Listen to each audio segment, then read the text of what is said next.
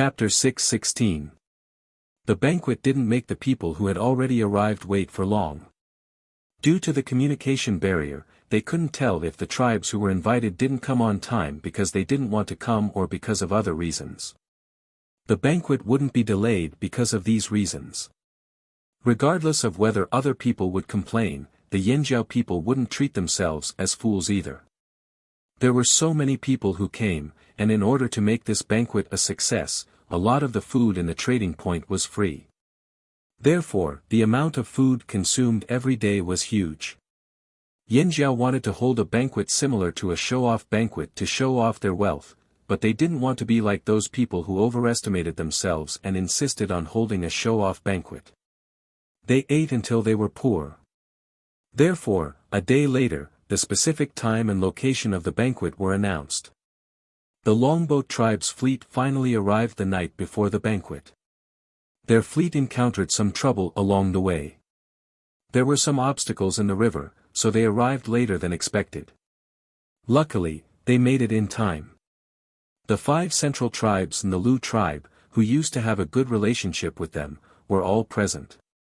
It was already night when the Longboat tribe arrived, so they couldn't see many things clearly in the trading point. It wasn't until the next morning when they walked out of the house that the Flaming Horn tribe had arranged for them and saw everything around them that they took a deep breath. This is the trading point.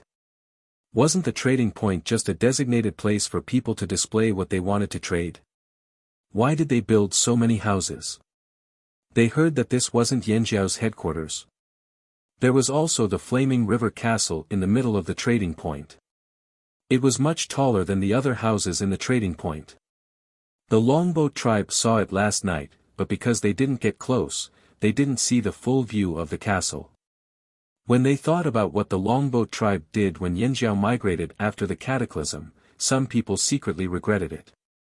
Maybe they should have taken the initiative to help Yanjiao instead of taking the opportunity to negotiate. They really didn't expect Yanjiao to develop so quickly after the cataclysm and the Great Migration. How long had it been? Stop looking, let's go. A member of the Longboat tribe called his companion, who was standing outside, into the house. The banquet that Yanjiao had set was today, and they had to get ready to go. According to the customs of most tribes, banquets would be held during the day, not at night. There were too many unsettling factors at night, so they would choose to avoid the dark time.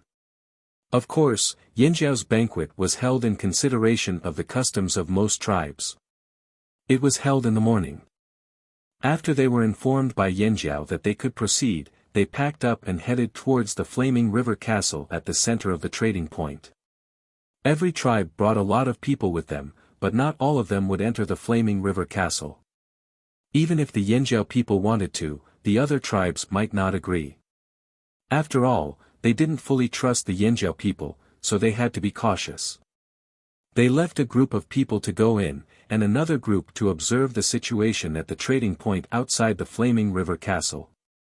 In fact, they also left people outside the trading point. If there was any movement outside the trading point, they would send out a signal. Groups of people came out of the houses one by one. Even if they met people from other tribes who were familiar with each other or had old grudges with each other, no one was in the mood to talk. They were all looking in the direction of the Flaming River Castle, thinking about what might happen next. There were a few entrances to the trading point, but there was only one entrance to the Flaming River Castle. All the tribes that were invited could only enter through the Flaming River Castle's only entrance. The entrance to the Flaming River Castle was a huge square, slightly longer horizontally, and more than 20 meters tall.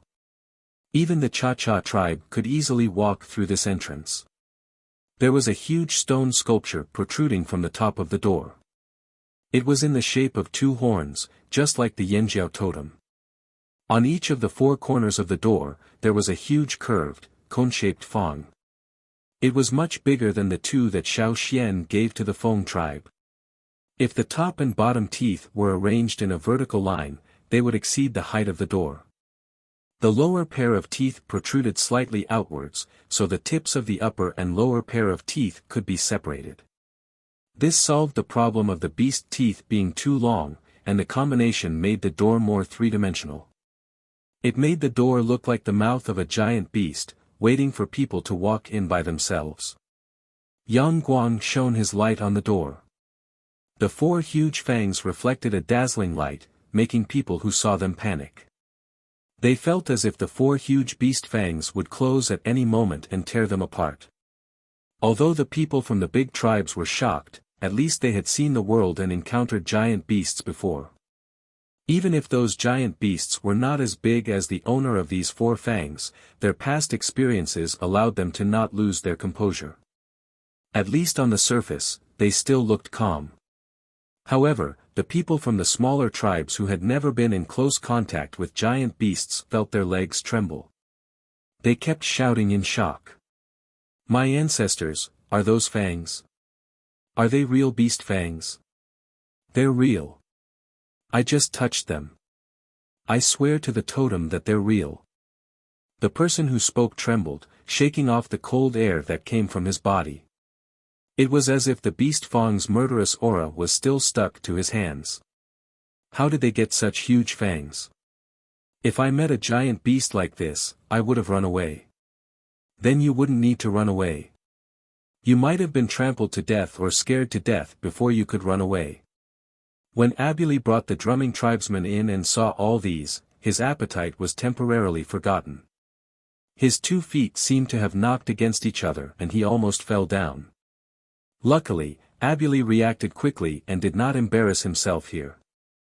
The tribes that lived around the Flaming River region might have seen the giant river beasts that still existed, but those beasts were far away from them. They didn't have a deep impression of them and those beasts didn't interfere with their lives.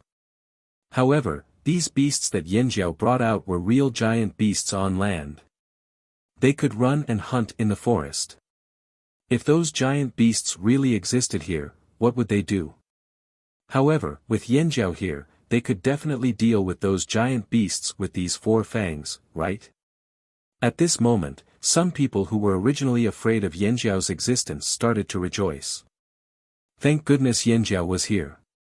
They couldn't stop the river from disappearing, they couldn't change the fact that the river bank was nearing.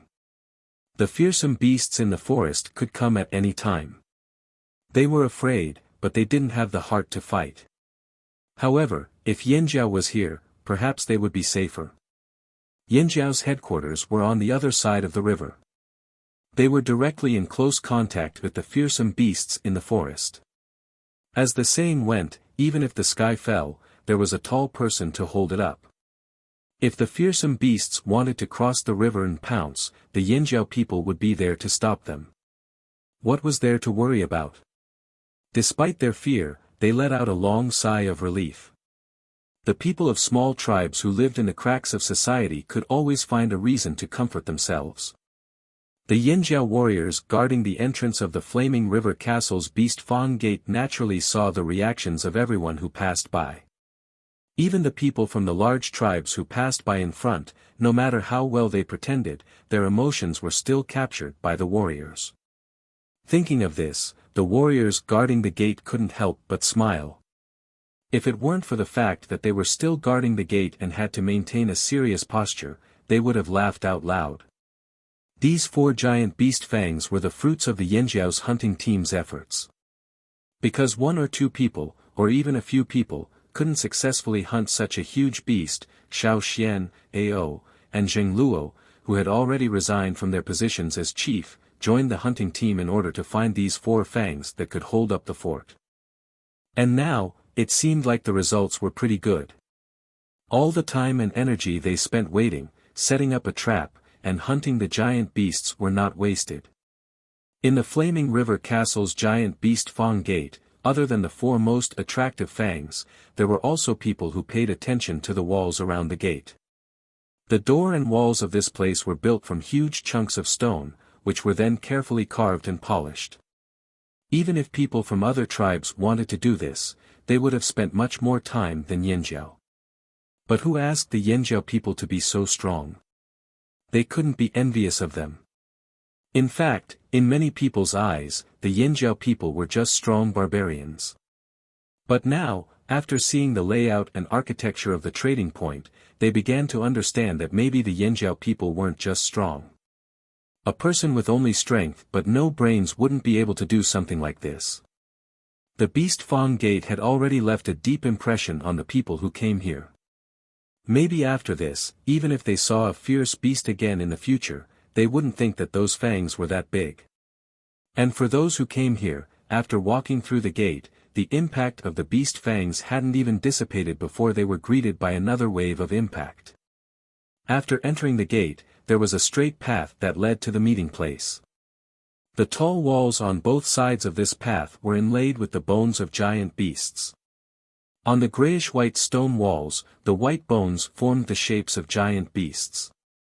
Even without the outer skin, the bones could still support the shape of the giant beasts.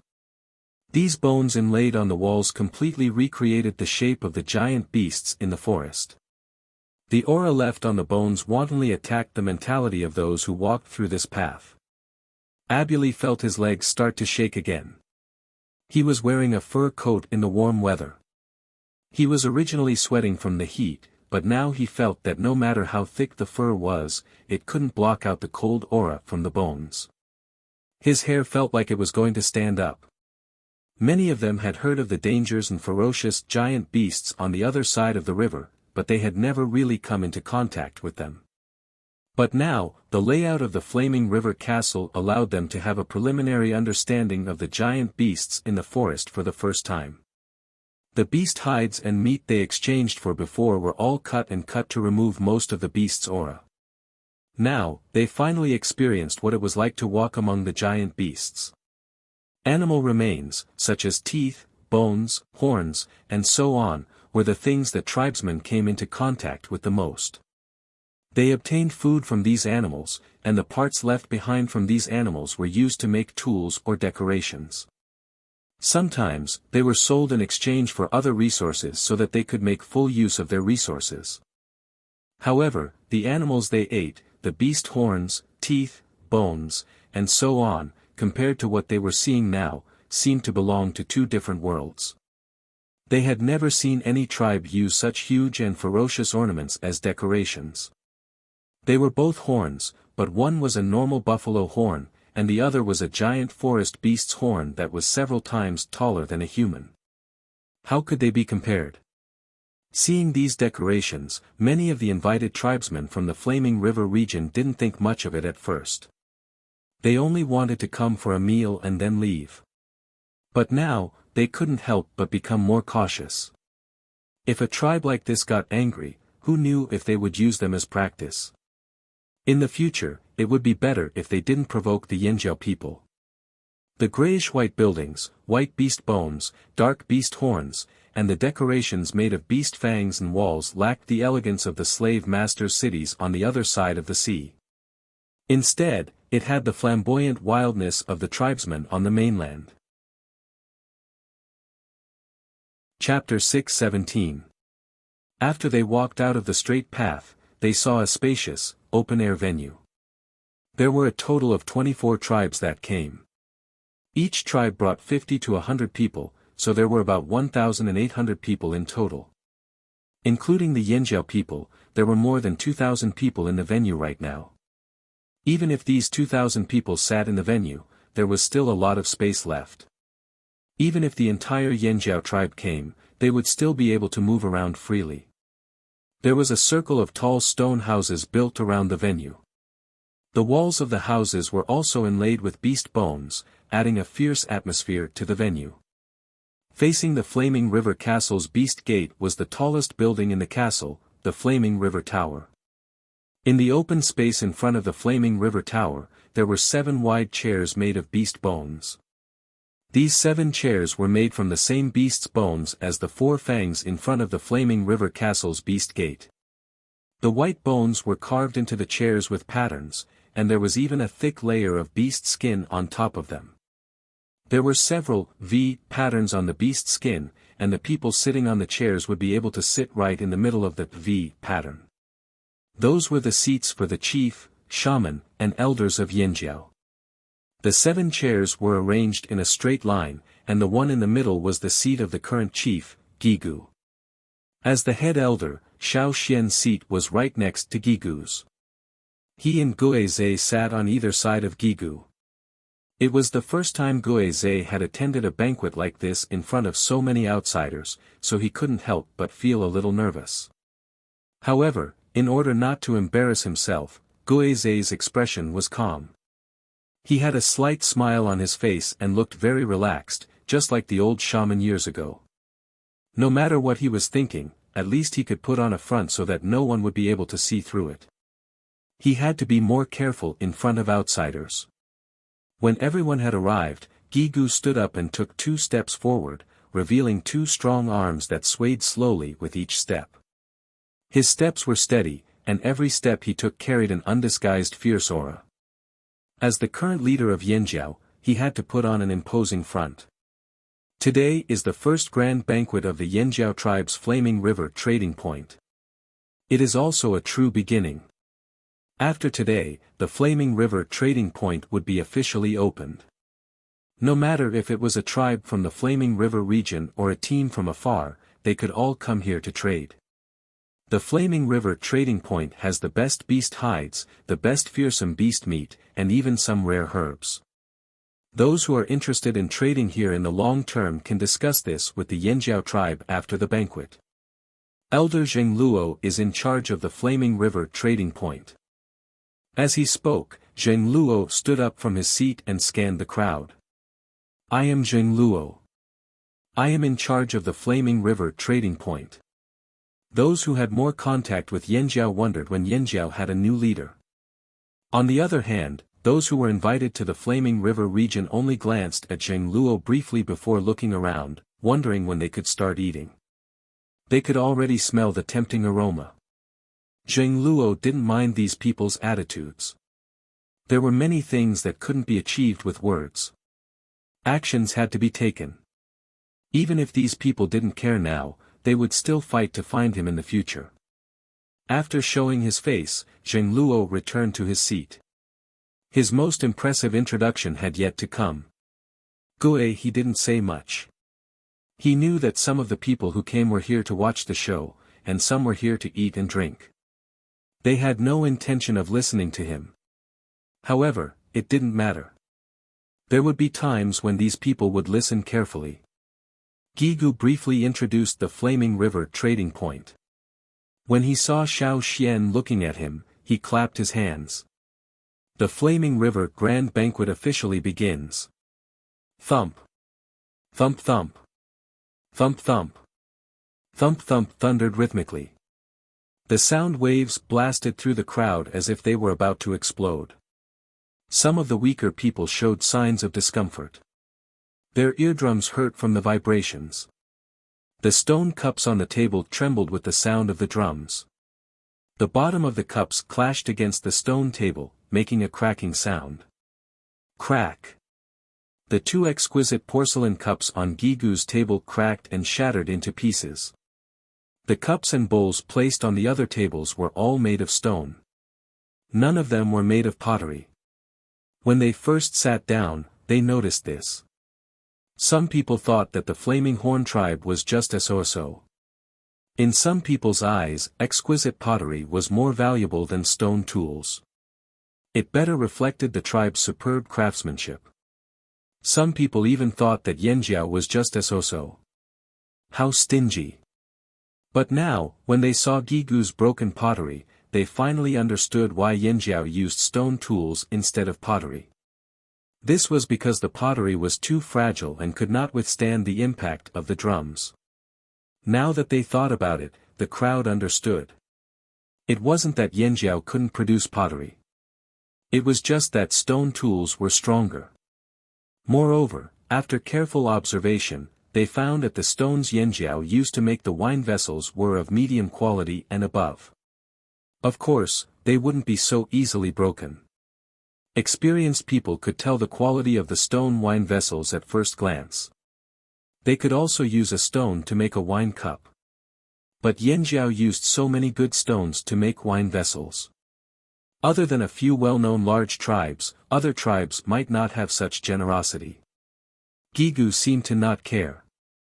He swept away the broken pottery shards and placed a golden wine vessel on the table. Under the light of Yangguan, the wine vessel seemed to be plated with a golden halo. The raw materials of this wine vessel were obtained from the desert slave owners. After being remolded, it had a new look. There was a ferocious beast head on it. Before the crowd could take their eyes off the golden wine vessel on Gigu's table, they smelled a tempting aroma. Suddenly, most people didn't have the mood to care about anything else. Eating was the most important thing. To them, if survival was reduced to one word, it would be eating. Music and dancing. They couldn't appreciate it. Talking about life? Not interested. If Yanjiao really did do a lot of things before the main dish, they would probably be very resentful. Fortunately, Yanjiao was straightforward. Abuli and the others from the Ji tribe rubbed their hands. It's coming, it's coming. Stone cauldrons over 3 meters in diameter were moved into the venue. Each cauldron was carried by 3 Yanjiao warriors, each holding 1 foot of the stone cauldron. The cauldrons weren't empty. They were filled with soup. The tempting aroma that had floated over just now was the smell of this soup. Even though it was so heavy, the cauldrons filled with soup were steadily moved forward. Not a single drop of the soup inside was spilled out. 24 tribes placed a cauldron in the area where each tribe was located. Then, they set up firewood. To the slave masters on the other side of the sea, cauldrons had a special symbolic meaning. But to the Yanjiao people, they used cauldrons because they were convenient and beautiful. Not long after, the hot soup in the cauldron began to bubble and gurgle. The aroma became even more intense. It constantly stimulated people's sense of smell and taste. It was as if they could imagine the smell just by smelling it. However, none of the 24 tribes began to serve the soup.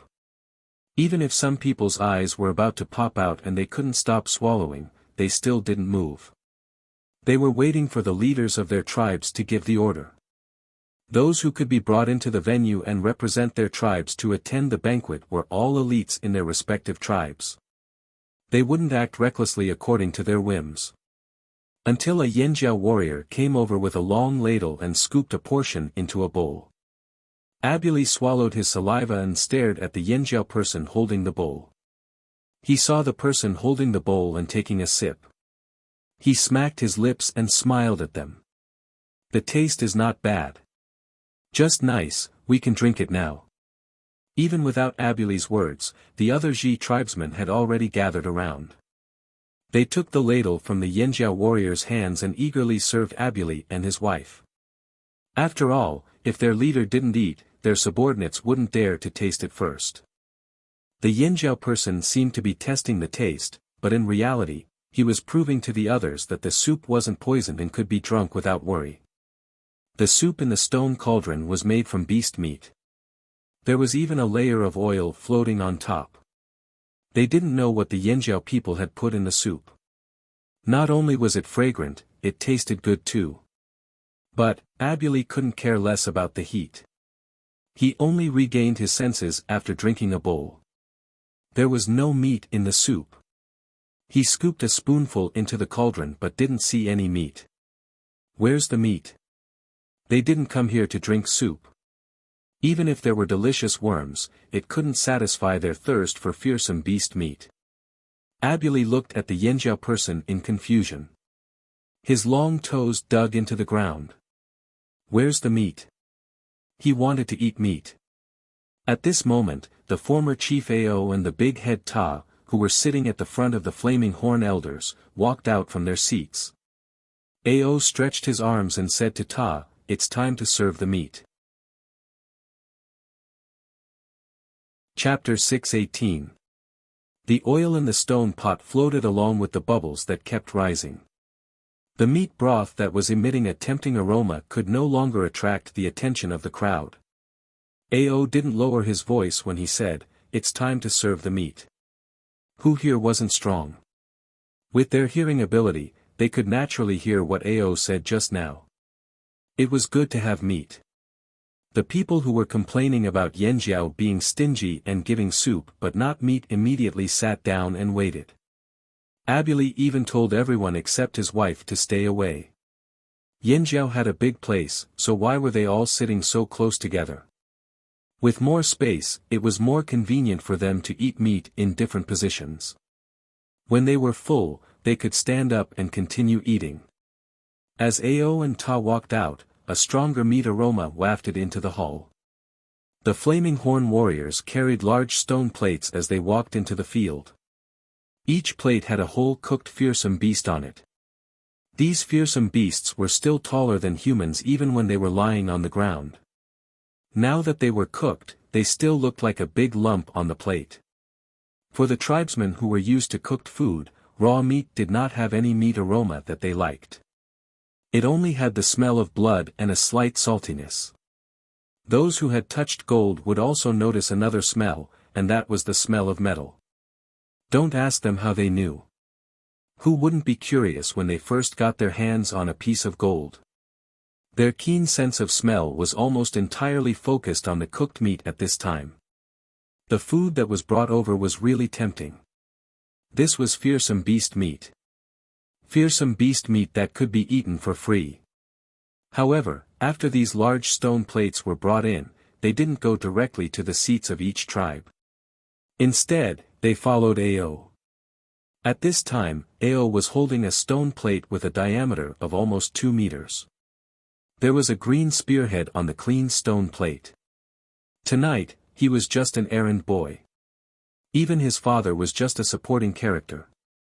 The main character of the show was his grandfather, the former chief, the current elder Ao. Ao held the spear and moved it around a little. Then, he placed the spearhead on the fire in Yanjiao's seat. The tribesmen believed that fire could dispel diseases.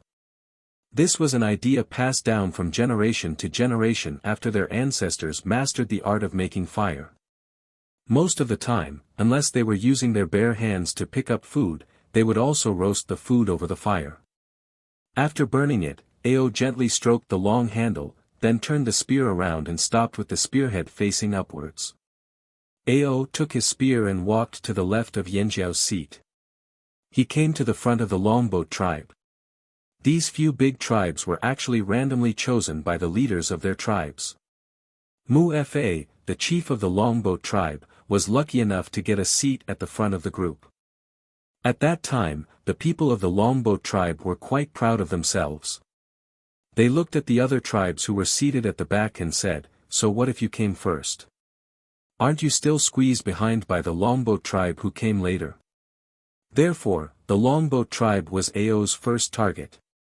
When Ao stood in front of the Longboat tribe's seat, the chief of the Longboat tribe, Mu Fa, looked over. One was the former chief of Yanjiao, and the other was the current chief of the Longboat tribe. There were some unpleasant things between the two tribes. The two of them only exchanged a glance, and in an instant, their auras clashed like invisible lightning. Those who were close to them could almost hear the terrifying crackling sounds in the air. Mu Fa prided himself on being superior, and would not act like the barbaric Yanjiao tribesmen.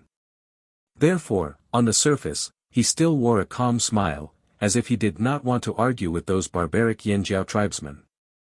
Ao did not say anything. He waved his hand, and Ta and the others behind him carried the plates over. Whoosh! Ao's wrist that was holding the spear shook, and the spear in his hand pierced out. His murderous aura surged out in an instant, spreading to the surroundings like a gust of cold wind. It was not aimed at anyone in the audience, but the warriors with sharp senses could clearly sense it, especially Mu Fa, who was the closest to Ao. Trying to scare me? Humph. Other than that moment of shock, Mu Fa quickly calmed down and did not panic. He sat there steadily like a mountain, as if everything in front of him was just a passing cloud. Since the Yanjiao held this feast, it was definitely not for killing. Therefore, Mu Fa believed that Ao's intention was only to scare them, to see them panic in front of everyone. How cunning! In fact, Mu Fa had wronged Ao. Ao wanted to show off his aura, but he was not targeting the Longboat tribe. The murderous aura that he had just revealed was just out of habit. At times like this, he was always unable to contain his excitement. Ta knew that his father was already immersed. He only controlled the stone plate above his head, turning it from time to time to adjust the angle. Their coordination was flawless. As the former chief, Ao's aura was undoubtedly very strong. The spear was like the sharp claws of a fierce beast pouncing on its prey. The sharpened spearhead whistled, as if it was going to destroy everything in its path. It went straight for the cooked fierce beast on the stone plate. Puff! A soft sound was heard. It was too soft, not like the sound of the spear piercing into the meat of the beast. With this soft sound, Ao stepped forward and swept the spear in his hand to the side. A piece of white meat the size of a millstone flew out from the stone plate. The greasy piece of meat drew a golden light under Yang Guang's hand, and finally landed on the empty stone plate that had been waiting for a long time. Puff puff puff. The spear did not stop there, and it went faster and faster. Ao's figure also became illusory. He was still standing there a moment ago, but in the next moment, only his afterimage could be seen. As the spear pierced again and again, pieces of meat of different sizes and shapes fell from the original stone plate to another stone plate, piling up in an orderly manner. The people who saw this took a deep breath, suspecting that they were hallucinating. It didn't feel like they were cutting meat, but a hunter with a spear fighting a fierce beast. It was just cutting meat. Where did such a strong murderous aura come from? Fortunately, all the murderous aura was directed at the cooked fierce beast on the plate. Fortunately, the Yinjiao only used the cooked fierce beast to cut it, and not butchered it on the spot. Although some people liked to watch them butchered on the spot, not every tribe liked this method. In the beginning, when the Yinjiao was discussing the Flaming River Grand Banquet, they had thought of butchering the fierce beast on the spot, but they later dismissed the idea. Why did they have to show off their killer moves? It was enough to show off their skills. They still had to keep their trump cards hidden. Yes, the Yinjiao were just showing off their skills, not showing off their hunting skills. They would be idiots if they revealed all their hunting techniques. There were many capable foreign tribesmen out there. If they learned all of their techniques, the Flaming Horns would be devastated. These were skills that had been accumulated through countless generations of Yinjiao experience, and countless actual hunts. Why would they show off their skills to others? Tribesmen were very sensitive to the protection of their skills. When faced with a live fierce beast, they couldn't help but use their killer moves, but cooked meat was different. They would only show off their skills, and not show off their true killer moves. This was just a game they had played before, and now they were playing it again. In front of the Longboat tribe, Ao was showing off his skills more and more. His hands moved faster, and the aura around him grew stronger. Even the tribes further away could feel his murderous aura, much less the Longboat tribe. The faces of the Longboat tribesmen kept twitching. Even if Ao's murderous aura wasn't directed at them, they could still feel the murderous aura emanating from him. This made them feel a chill down their spines, and goosebumps appeared all over their bodies. Some people wanted to divert their attention so that they would not be affected by Ao's actions. However, when they looked at the other stone plate, they realized that the meat that was cut off was basically a whole piece of muscle. The wide muscles were cut off in large chunks, and so were the long and tight muscles. Even the most difficult part, the rope-like tendons, were cut off neatly, almost touching the bone. They tried their best to keep the whole muscle intact. The faces of those who saw this scene twitched even more violently. As expected, the Yinjiao people were showing off their skills. They weren't just cutting the meat, they were removing the meat. Cutting meat was easy, but removing the meat was difficult. If they didn't understand the beast well, how could they remove the meat intact? While many people's attention was attracted by the pieces of meat that were completely removed, the chief of the Longboat tribe, Mu Fa, had a flash of doubt in his mind. The spearhead on that spear was strange. The sound of the pieces of meat falling onto the stone plate like raindrops finally came to a stop. At this time, only a clean skeleton was left on the stone plate that originally held the meat. On the other stone plate, the pieces of almost complete muscle that had been removed were stacked on top of it. Ta and the others placed the stone plate next to the Longboat tribe seats. That empty space was specially set aside for the stone plate. It was finally over, the sound of collective sighs of relief could be heard. Damn, it was just removing the meat. Was there a need to remove it in such a thrilling manner? I'm getting goosebumps just looking at it. Don't think that I can't see your pride just because you put on a serious face. The Yanjiao people were just showing off, right? Wasn't that right? Showing off that you've eaten fearsome beasts so often that you're familiar with every piece of meat? Or are you trying to show off your spear skills? Fine, even though they were complaining, they were actually quite shocked. Especially when Ao was removing the meat, some people held their breaths as if they were watching a hunt with their own eyes. And his proficiency in removing the meat. If he didn't eat fearsome beast meat often, how could he be so skilled? Eating fearsome beast meat often. How envious. Maybe this was the right way to eat fearsome beast meat? Ao glanced at the Longboat tribe members whose expressions kept changing. He waved his hand behind him and said, "Next." Ao was very satisfied with his performance at such a grand feast. His serious face twitched and the corners of his mouth couldn't help but curl up. Showing off at the Flaming River grand feast was Ao's idea. Wasn't there supposed to be meat at the feast? I'll give you the meat. I won't be stingy at all. It's a feast to show off. If I'm stingy, I'll be a disgrace to the tribe. I have to be generous. It's just that his method was a little rough. As for why Ao had such skills. Who didn't have a stupid past?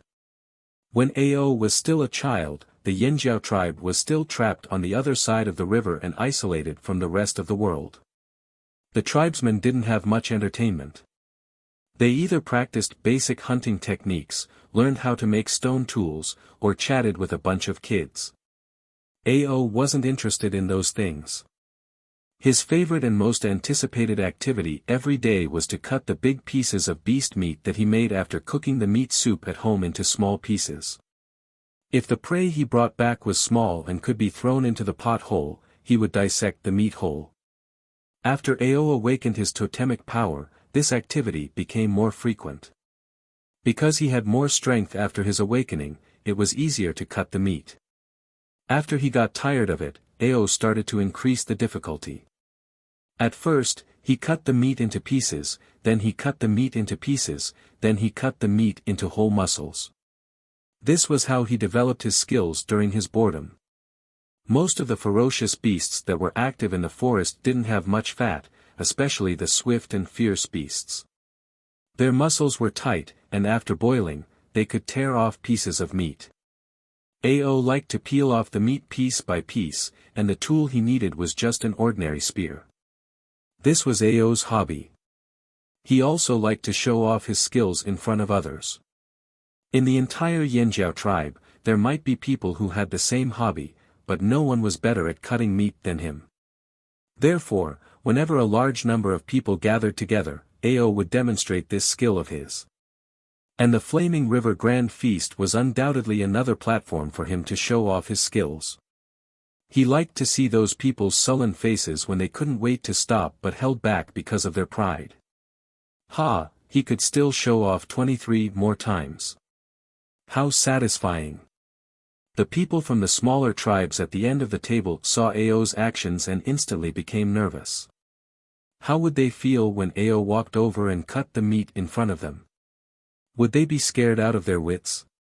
Just thinking about it made them lose their appetite. They knew that Yanjiao meat wasn't that delicious. However, compared to the smaller tribes who were looking at Ao's cutting skills, the leaders of the larger tribes all looked at the spearhead in Ao's hand.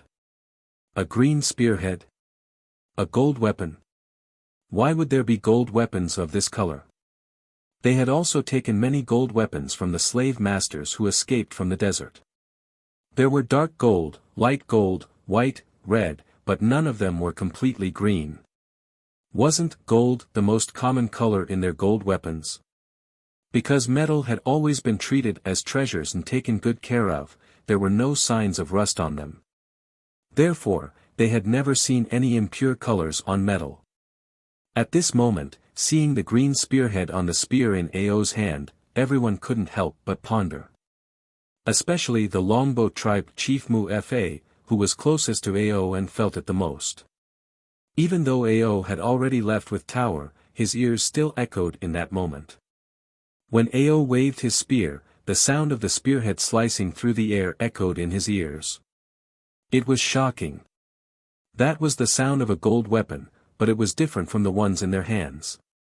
Was Yanjiao only showing their ability to hunt fearsome beasts? Chapter 6:19. Ao walked around and served the first round of meat dishes. However, at this time, not everyone in the tribe could carelessly eat without any psychological burden. The bigger the tribe, the more things they had to think about.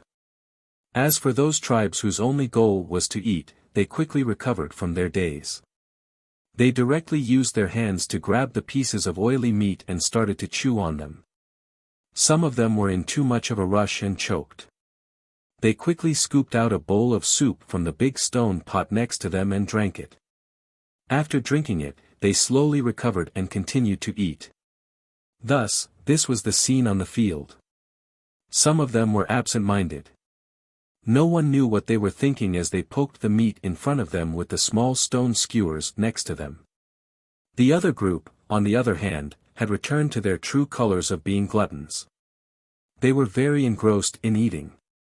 Eating was their main purpose for coming here, and it was also one of their greatest pursuits in life. Ferocious beast meat was more chewy than ordinary beast meat. It was too hard for people who hadn't awakened their totem power, but it was just right for the stronger totem warriors. They felt that ordinary beast meat was too soft and tasteless. Of course, the reason why everyone liked fearsome beast meat was because it provided more energy. Exhausted energy could be quickly replenished and the body could be adjusted more efficiently. For tribes who hadn't eaten fearsome beast meat for thousands of years, this was a heavenly delicacy. Of course, the first round of meat wasn't enough to fill their stomachs. They were all totemic warriors, so they ate more than normal people. Ao walked back with a smug smile. As soon as he sat down, Zheng Luo stood up. Stretching his arms and neck, Zheng Luo gestured to the people waiting on the side. "It's time for the second round of meat." Zheng Luo's words made the tribesmen at the front lose their appetites. They were just about to start eating after some hesitation. Again. A team of Yanjiao people carried meat into the field. It wasn't whole meat, but cut up. These were different from Aoti's. The previously cooked fearsome beasts weren't especially big. They couldn't fit in the pot if they were too big, and it wasn't convenient for Ao to show off when cooking them separately. So, the size of the beast was carefully chosen. Now, the second round of meat was roasted. This was the most common way of eating meat in each tribe. Because they were all larger dire beasts, they were cut up during the roasting process. The coarse salt that was sprinkled on the meat melted and seeped into the meat. After the surface of the meat was cooked, the person in charge of the barbecue would pat down the excess salt that had not melted and store it for later use. After that, the barbecued meat would be sent to the venue. No other spices or ingredients were used, only salt was used. The roasted meat was tasty and rough, with the fragrance of the ancient forest trees. This was the most primitive taste. This was the most common way of eating in Yanjiao, and the roasted meat served here was also the same way. Because the meat had just been taken from the fire rack, when it was sent into the hall, the sound of the meat sizzling could still be heard. The aroma of barbecued meat immediately filled the venue, and many people couldn't help but take a deep breath. How fragrant! Zheng Luo took out a large knife. In front of everyone, he washed the blade with water, wiped it, and rinsed it again. Then, he placed it over the fire for a while before taking it out. This was to prove to everyone that the knife had been washed and roasted, so there was no problem cutting meat. Holding the knife, Zheng Luo led a team of people holding large stone skewers to the left of Yanjiao's table. They came to the longboat tribe in the first row and gave a friendly smile. The longboat tribe. Why were they always the first ones to face them? The banquet had just begun, who knew how many more rounds of meat delivery would happen later? The longboat tribe chief turned his head and looked at the Mang tribe chief behind them. Should we change seats? The Mang tribe chief looked up at the sky. The moon was beautiful tonight. Mu Fa looked at the Hui tribe on the right side of the flaming horn seat. They were also seated at the head of the table. The Hui tribe chief buried his head in distributing the meat to his tribesmen, looking very engrossed. He didn't even look at Mu Fa. What the fuck? What kind of bad luck was this? They thought being in the first row would make them feel better, but they didn't expect to encounter such a situation. The longboat tribe felt bitter. Two warriors carried the two ends of the stone skewers and followed closely behind Zheng Luo. The longboat tribe seemed to understand something when they saw the people holding the meat skewers and knives. Wait. Mu Fa had just opened his mouth when Zheng Luo moved. The blade drew a streak of green light in the air. In the blink of an eye, its momentum suddenly changed and turned into several shadows. Like a pack of wolves hunting for their prey, they attacked the piece of meat pierced through the stone drill from every angle with a fierce pressure. The seemingly tyrannical knife momentum stopped in time when it cut into the flesh. There was no sound of the knife cutting into the stone drill. There wasn't even the sound of the knife cutting into the bone. As the blade flashed, pieces of meat seemed to be lined up from the meat skewers, running towards the large stone plate in front of the longboat tribe. Then, they were neatly arranged. The large stone plate originally held the meat that Ao had cut off. It was now empty and could be used to hold the second round of barbecued meat. The thin and thick pieces of meat were lined up neatly with the texture of rocks. Zheng Luo's green blade danced like flowers in his hand. If it weren't for the fact that he told them not to be too ostentatious, Duo Kong would have stood up with his subordinates and applauded. When to cut straight, when to cut diagonally, when to cut horizontally, where to cut, where to slice, where to cut. Zheng Luo was very clear on these points. He couldn't compare to Ao when it came to cutting meat, but when it came to cutting meat, if he said he was second, no one would dare to say they were first. When Zheng Luo wasn't the chief, he was in charge of dividing the meat in the hunting team. He waved his large blade and took turns to cut the meat. Thin and thick pieces of meat, shredded meat of almost the same length and thickness, and small pieces of meat of similar sizes were neatly stacked on the stone plate. It looked quite three-dimensional and beautiful. The wind from the blade spread in all directions. The longboat tribe's hair was blown up by the wind from time to time. Their hair was tied in braids.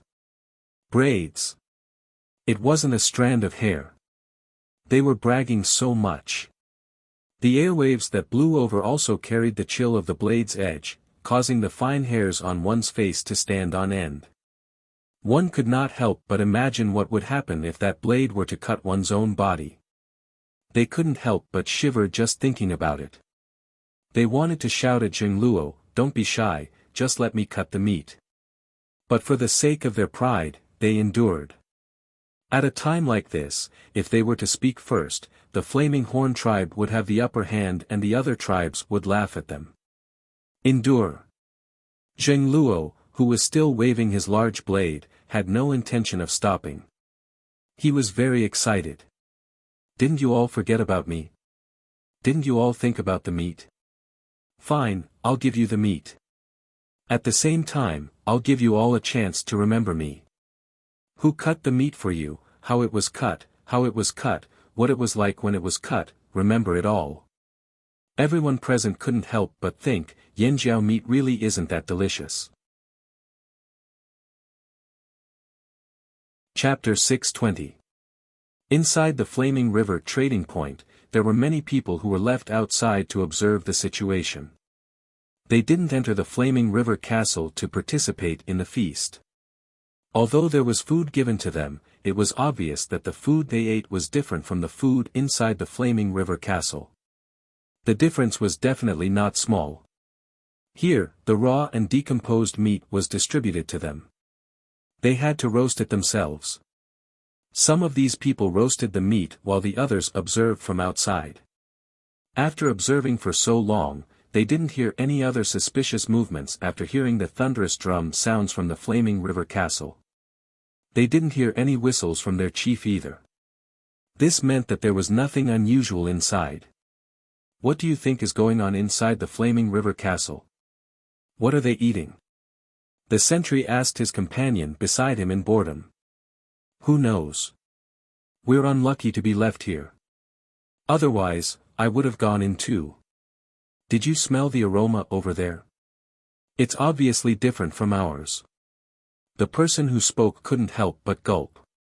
He looked at the flaming river castle with envy. Sigh. Hey, look over there. Yanjiao is transporting food over there again. The people who were watching all looked at the wide road in the flaming river trading point that led to the flaming river castle. Many fearsome beasts were pulling carts. However, this time, there was no smell of meat inside. The carts were also covered with cloth so they couldn't see what was inside. Only when the carts swayed slightly could they hear the soft clanking sounds from inside. It sounded like the clanking of pottery. Yanjiao's fearsome beasts were assigned tasks today. They were in charge of pulling the carts and transporting the goods to the Flaming River Castle's logistics department for further processing. Even the Cha-Cha were assigned to transport the goods.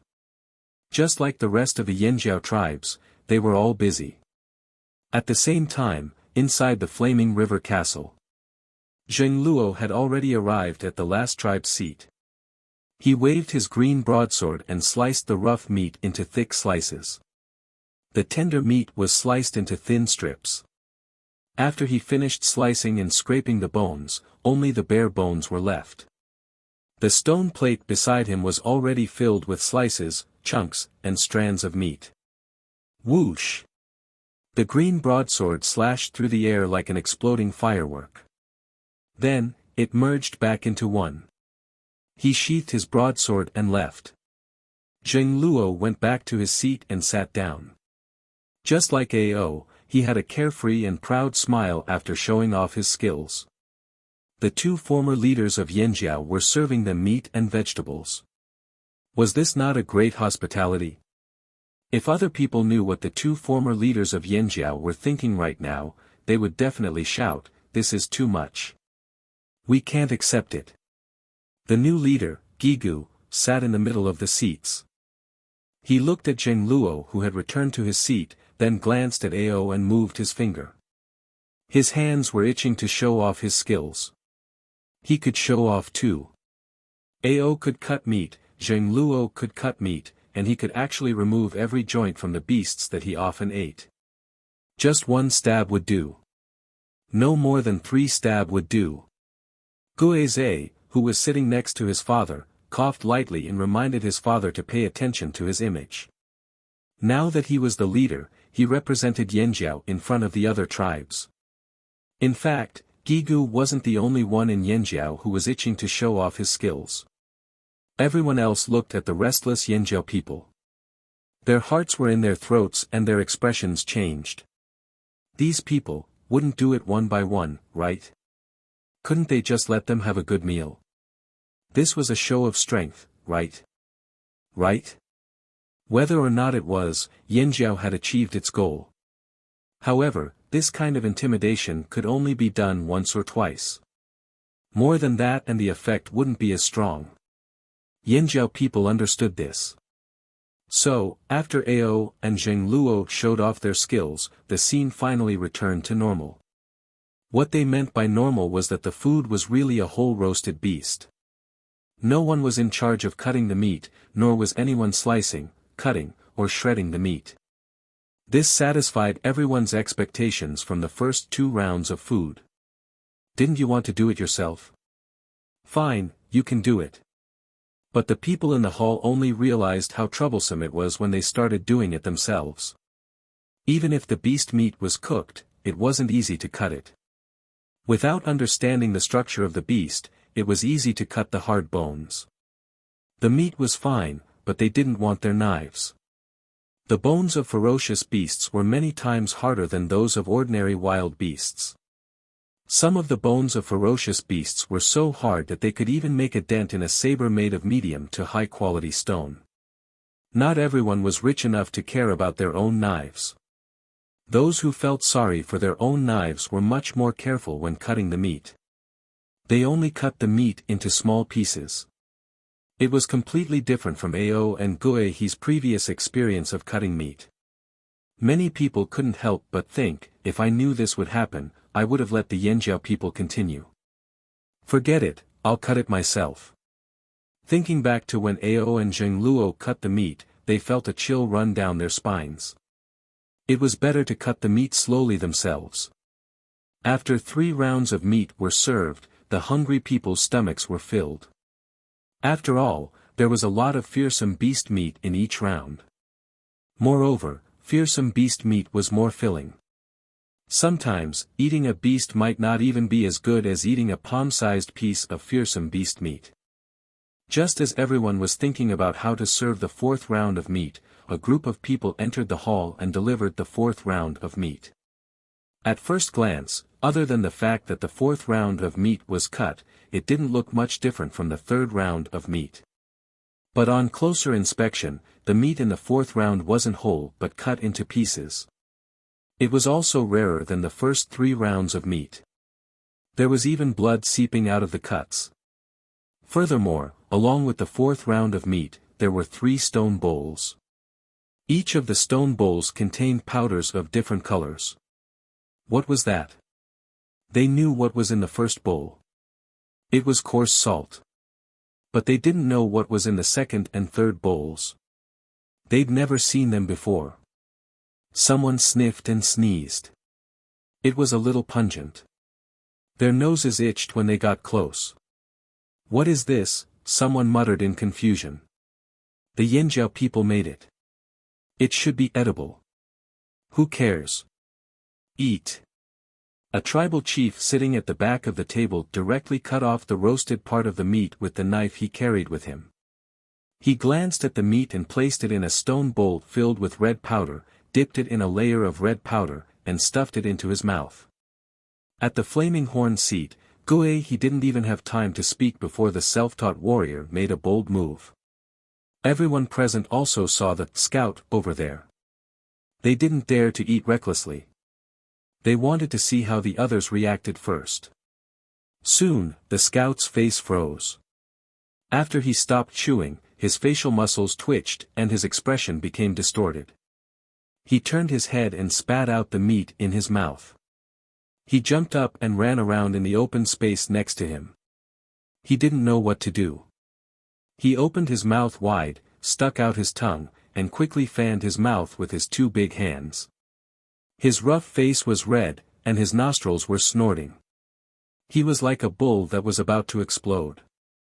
He was also making strange noises in his throat. Tears were flowing out of his red eyes, and he was still sniffing. Everyone's attention was drawn to the commotion over there. They saw the chief of the tribe walking around in circles. Then, he lifted his sleeve to wipe off his tears and snot. His face was full of anger. He pointed at the flaming horn seat and shouted, "There's poison." The drumming tribe people in the next area were so scared that they dropped the meat on their hands. Poisonous? Everyone was shocked at first, then they all looked towards the flaming horn seat. Could it be that the Yanjiao had been hiding their claws and fangs finally revealed? Did they call all of them here just to kill them? For a moment, everyone's thoughts were like a beast out of control, galloping towards the boundless desert. They couldn't be pulled back. Xiao Xian, who heard the shout just now, almost spat out the wine in his mouth.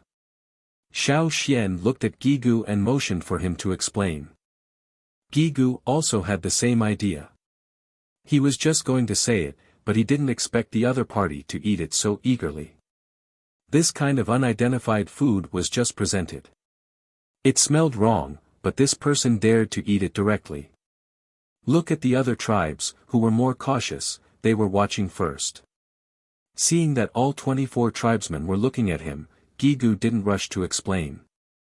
It was useless to say more. He still had to rely on his actions. Gigu unhurriedly grabbed some red powder and sprinkled it on the meat on the plate next to him.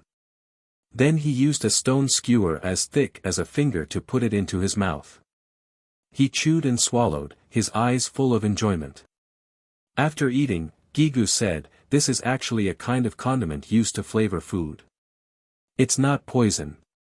It's called yenjiao chili powder." These were the spicy plants they collected, along with a few supplementary plants. They were dried in a pot and then ground into powder. Not everyone in Yenjiao liked this kind of taste. Many people avoided it. Gigu liked this kind of chili powder very much.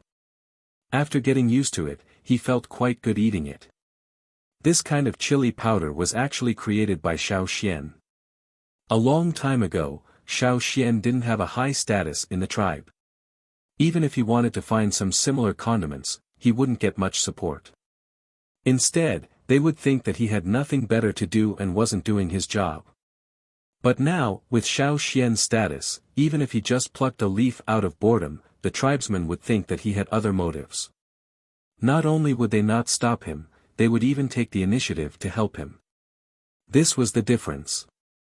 With a helper, it would be much easier to search for Zhang Xian. The ingredients used at the Flaming River Grand Banquet, including the salt and chili powder in the other bowl, were all found and made by them after they arrived at the Flaming River Grand Banquet. There were many of these ingredients in the forest. Although these spices and condiments weren't poisonous, very few animals would eat them. That was why it was easy to find them.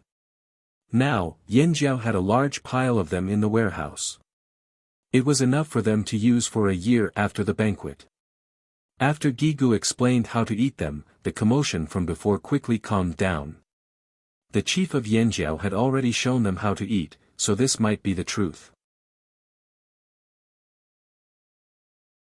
Chapter 621.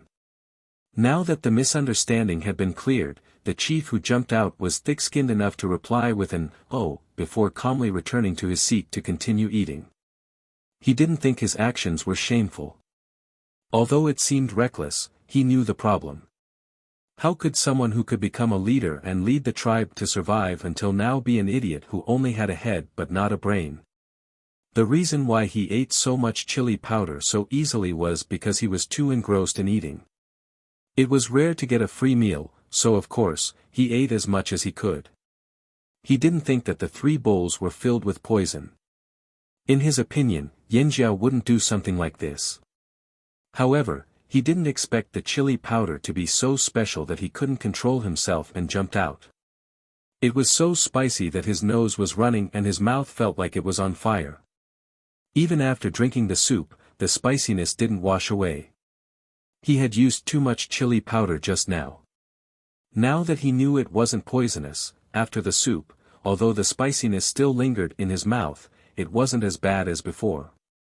Instead, he felt reluctant to part with it. After trying the chili powder, he tried another condiment.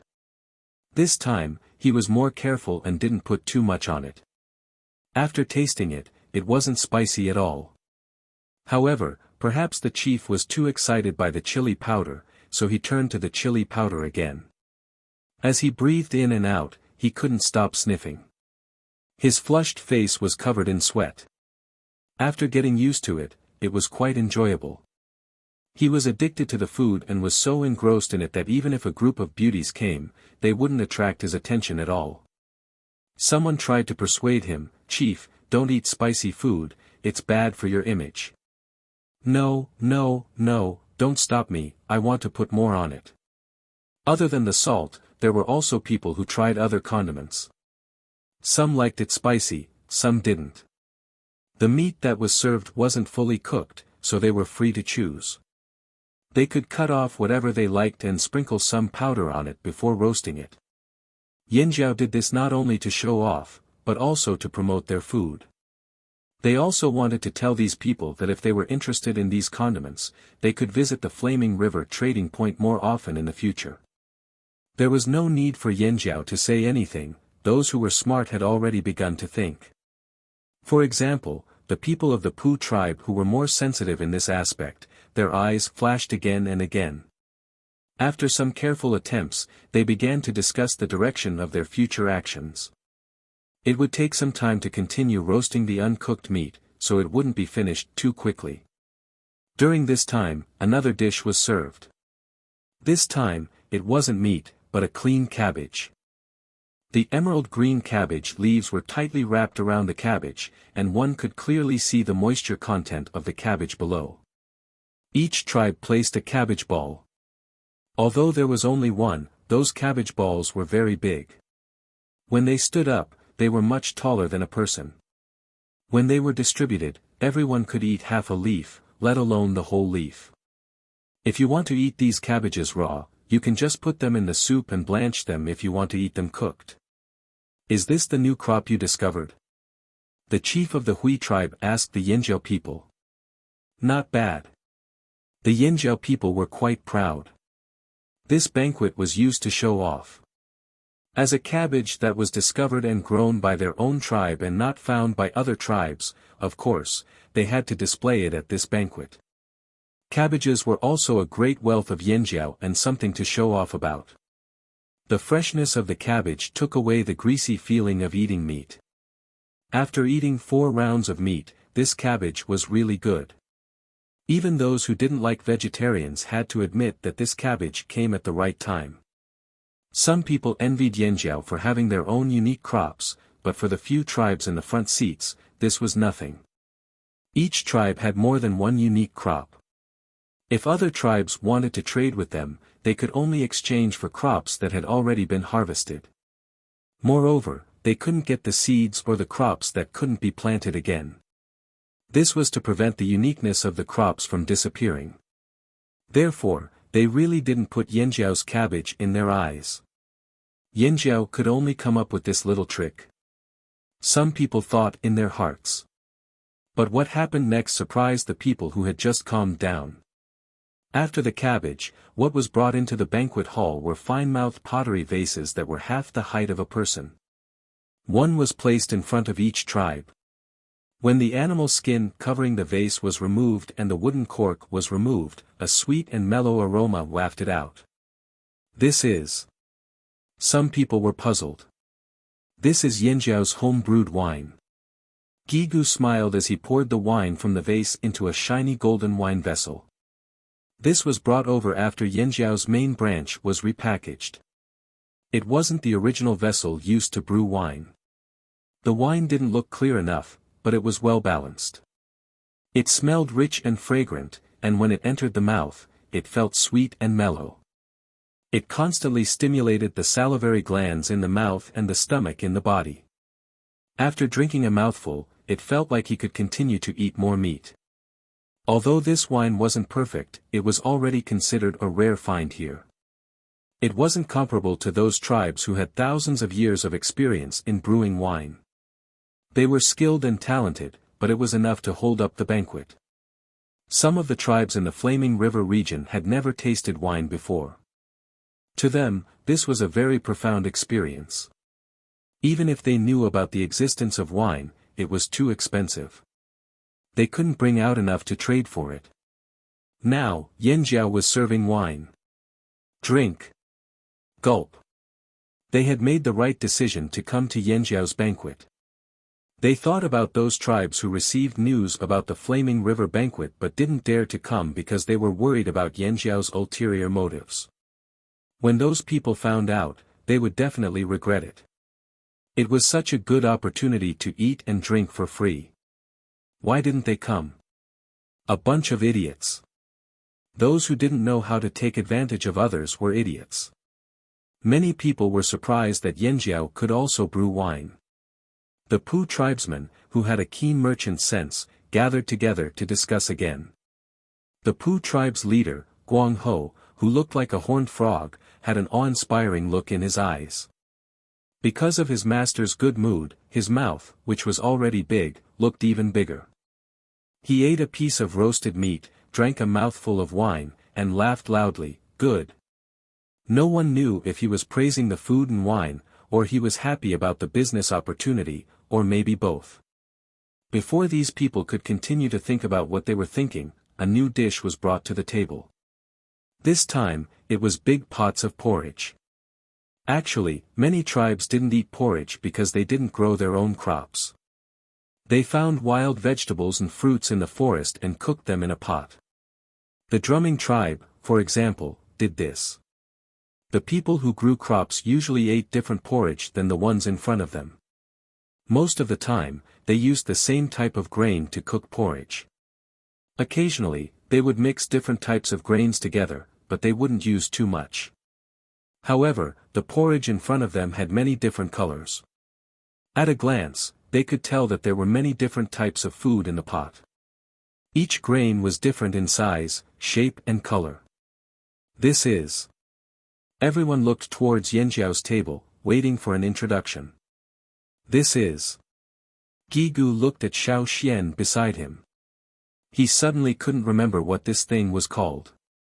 8 treasures porridge, Xiao Xian said. Yes, it's called 8 treasures porridge. It's made from 8 different types of precious grains. Everyone, please try it.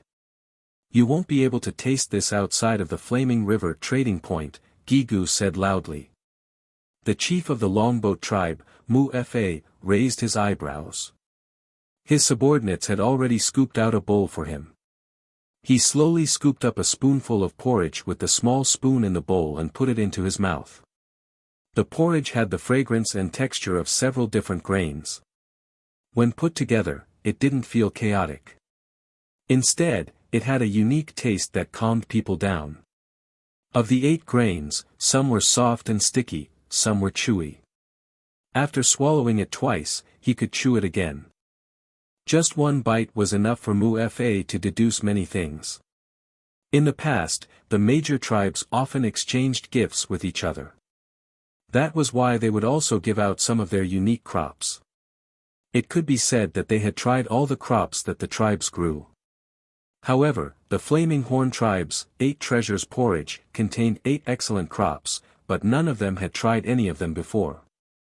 Not one type, not 2 types, but 8 types. Where did the Flaming Horns get these 8 types of plants? Tribesmen had always valued grains. Grains were their wealth. The doubts in front of them made them feel conflicted. Cabbage, wine, and now 8 treasures porridge. How deep were the Yanjiao's secrets? The Yanjiao people smiled in response to the puzzled looks from all sides.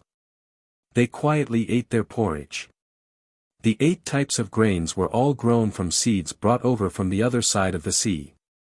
Yanjiao people who were good at planting had put in a lot of effort into this. The 8 types of grains with the highest yields were also the ones with the strongest adaptability after being brought over. They produced the most, so after keeping some in the tribe, they could use them to add to the glory of the Flaming River feast. As for the less produced ones, they were more precious and kept for their own people. The grains chosen by the Ji family were naturally much better than normal grains. Many generations of the Ji family had focused on this. Not to mention the newly discovered grains, even the grains planted in their own fields had been improved for thousands of years. Naturally, the grains obtained were the best of the best. Normally, Yanjiao people would never bring out these things unless it was a special guest. A feast to show off one's wealth was to show off one's wealth. This term was both positive and negative. Different tribes had different meanings. Some people overestimated themselves and ended up in debt after bragging. Bragging once caused them to suffer for 3 years. They even got into a lot of trouble because they failed to show off and ended up in trouble instead. On the other hand, some people showed off based on their true strength. What they showed off were the real surplus assets that they had that could be divided up. Yanjiao dared to show off their wealth because they weren't afraid of being targeted. If they didn't even have the guts to show off and were constantly on guard, how could they hold a feast? That was why the Flaming Horn tribe's attitude was that they had the money to do this, and they had the strength to support this banquet. They weren't afraid of anyone coming to rob them. Even if they lost their territory, they could still fight their way back. Yanjiao didn't have a primitive fire seed, so they weren't worried about being destroyed. Anyone who dared to come would have to be prepared for Yanjiao's revenge. Chapter 622. Needless to say, the things Yanjiao brought out were out of everyone's expectations. They thought that the tribes that were forced to migrate would have a harder life, but not only were they living well in their new place, they were even able to host such a lavish feast. They wondered how much more Yanjiao was hiding. In reality, Yanjiao was right. Most of the grains they brought out were harvested from the fearsome beast forest last year before the cataclysm. Now, Yanjiao had a much larger plot of land. Other than the 8 types of grains that made up the 8 treasures porridge, there were also some newly planted grains that were also well adapted. It was just that they weren't ripe yet, so they couldn't be harvested. That was why they didn't bring it out for these people to eat. As for the 1,000-grain gold, dream on. That was for the Yanjiao people to eat. It was much more precious than the grains Ji-Ju gave them. They didn't even have enough for their own people, so how could they bring it out for these foodies? Even if they were hiding something, Yanjiao was confident in what they brought out. They didn't feel embarrassed. Other than the well-known fearsome beasts and animal hides, the fact that they brought out food and porridge meant that they had arable land, seeds, and could grow high-quality crops. I don't need to say much about the quality of Yanjiao's crops. As long as you're not an idiot, you can tell. There's no need for us to prove it. There were seasonings and home-brewed wine. In the future, don't say that Yanjiao doesn't know anything. The Flaming River Trading Point would have both of these. Since the Flaming River Trading Point could provide so many things, and Yanjiao would guarantee the safety of the trading point, it was possible that the trading point would become more lively in the future. Especially in the Flaming River region, the tribes were still living a life of hunger and hunger. The existence of the trading point would allow them to make the most of what they brought out. Many people understood this, especially the drumming tribe. They had already tasted the benefits of the trading point. Looking at the situation now, there was still a lot of potential for growth. It would only get better in the future. It was good that Yanjiao didn't lack meat. As long as Yanjiao had a surplus of meat, they could trade for more food from Yanjiao. Although the grains they had eaten earlier were also very good, they still preferred the meat of the vicious beasts. Crystals of the same size could definitely be exchanged for more vicious beast meat than grains. Even though Yanjiao didn't directly state this point, Gigu could tell from how precious the porridge was. 8 treasures porridge, 8 treasures, 8 kinds of precious grains, must be extremely difficult to grow. The people of the drumming tribe didn't have much talent in planting. Even if they dug up trees with strong vitality from the mountains, they could still plant them to death. This was why they always felt that planting was more difficult than hunting. The technical challenge was too great, and the things that were hard to obtain would be more precious. This was the reason why those grains were more expensive than the meat of vicious beasts. For the tribes that had not yet become well off and had been living below the poverty line, they could only exchange for ordinary grains. After the cabbage and 8 treasures porridge buffered them, the meat dishes were served again. Huge red roasted beast paws and claws were placed on a plate in front of each tribe.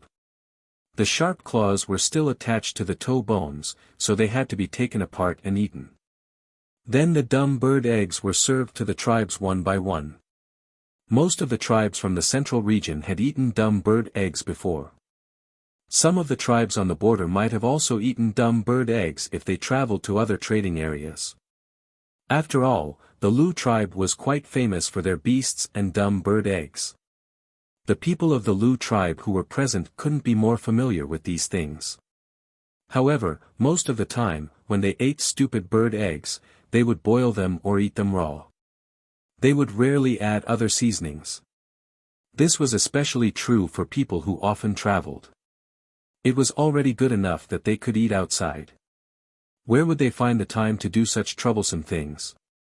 At this moment, the dumb bird eggs served at the Flaming Horns banquet had been boiled, peeled off the shell, and cooked with spices and seasoning plants. After cooking, the dumb bird eggs had a light reddish-brown color. On the steaming stone plate, the stupid bird eggs, which had been cooked to a brownish-red color, were cut into 8 small pieces and placed on the stone plate. There was even a thin layer of broth on top. The method of cooking the eggs was suggested by Xiao Xian.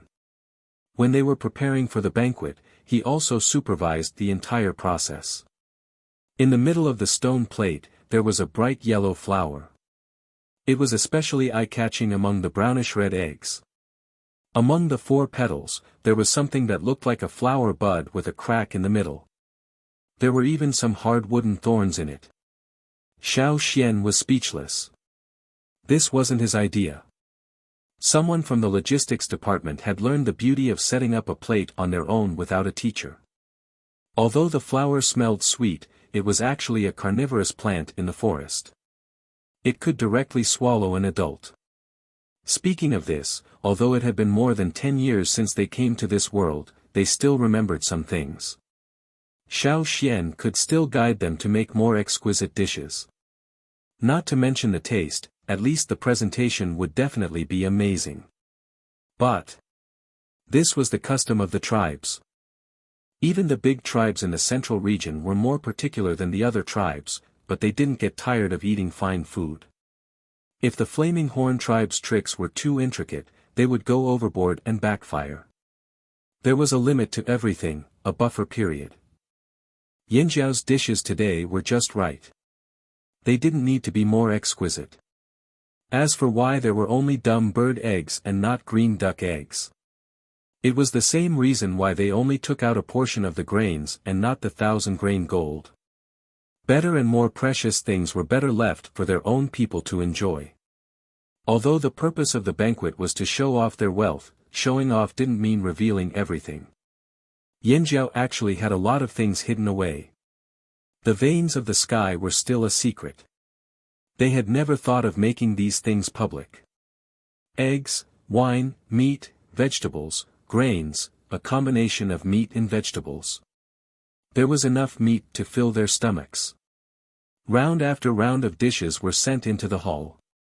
The people who had empty stomachs before the banquet were now so full that they had to stand up. Eating a mouthful took a lot of effort. After a while, they would change their posture and eat again.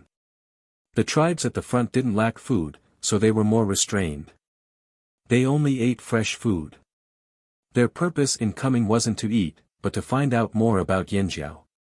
However, after coming here, Yanjiao's behavior made them panic and lose their appetite. Some of the people at the back who came for food were already rolling their eyes. The standard for a successful banquet was to have a lot of food left after the banquet. This was a rule that every tribe on the continent knew.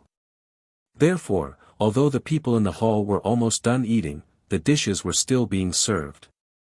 The chief of the Ji tribe, Abuli, stood up and took a deep breath. He walked a few steps and changed his posture a few times to see which position he could continue eating. There was still fresh meat on the stone plate in front of him. The meat was roasted very fragrant. Because of the different types of fearsome beasts, the meat looked much more delicate. There were even some patterns on the roasted meat, but he couldn't eat anymore. The amount of meat in his stomach had already exceeded his alert range. The so-called alert range meant that after reaching a certain level, it would seriously affect his reaction and escape speed when he encountered danger. When he reached the alert range, he hesitated. In the end, his appetite and mentality won out and he continued eating. Now, he was panting even when he walked. "Chief, what should we do?" A warrior from the Ji tribe who came with Abuli to the banquet said with a long face, "There's so much meat, what should we do?" They could see it, but they couldn't eat it. This used to be something that would wake them up laughing in their dreams. Now, their dreams had come true, but at the same time, they also felt helpless. There was so much meat. If they couldn't finish it, it would be a waste to leave it. Just looking at it made their heart ache. Can we take it away? Someone asked. Abuli also wanted to bring it back if he couldn't finish it, but this was Yanjiao's territory. Everything was decided by Yanjiao. A small tribe like theirs didn't have much say. Why don't you ask later? Abuli's wife suggested. Oh. Abuli didn't have much confidence. He really didn't have the confidence, but when he looked at the pile of meat in front of him, he gritted his teeth. If Yanjiao didn't agree, he would try to negotiate with the Yanjiao people. When they saw the piles of meat in front of the 24 tribes, the Yanjiao people looked at each other and nodded at Gigu. Everyone. Gigu said loudly, the Flaming River Grand Banquet is almost over. How does everyone feel? Very good, very good. Very good. The people from the Hui and Lu tribe said loudly. The people at the other seats also praised. Even the people from the Longboat tribe and Tianshan tribe who didn't like Yanjiao had to admit that Yanjiao really did make this grand banquet. Not only was there enough food, but there were also some dishes that surprised them.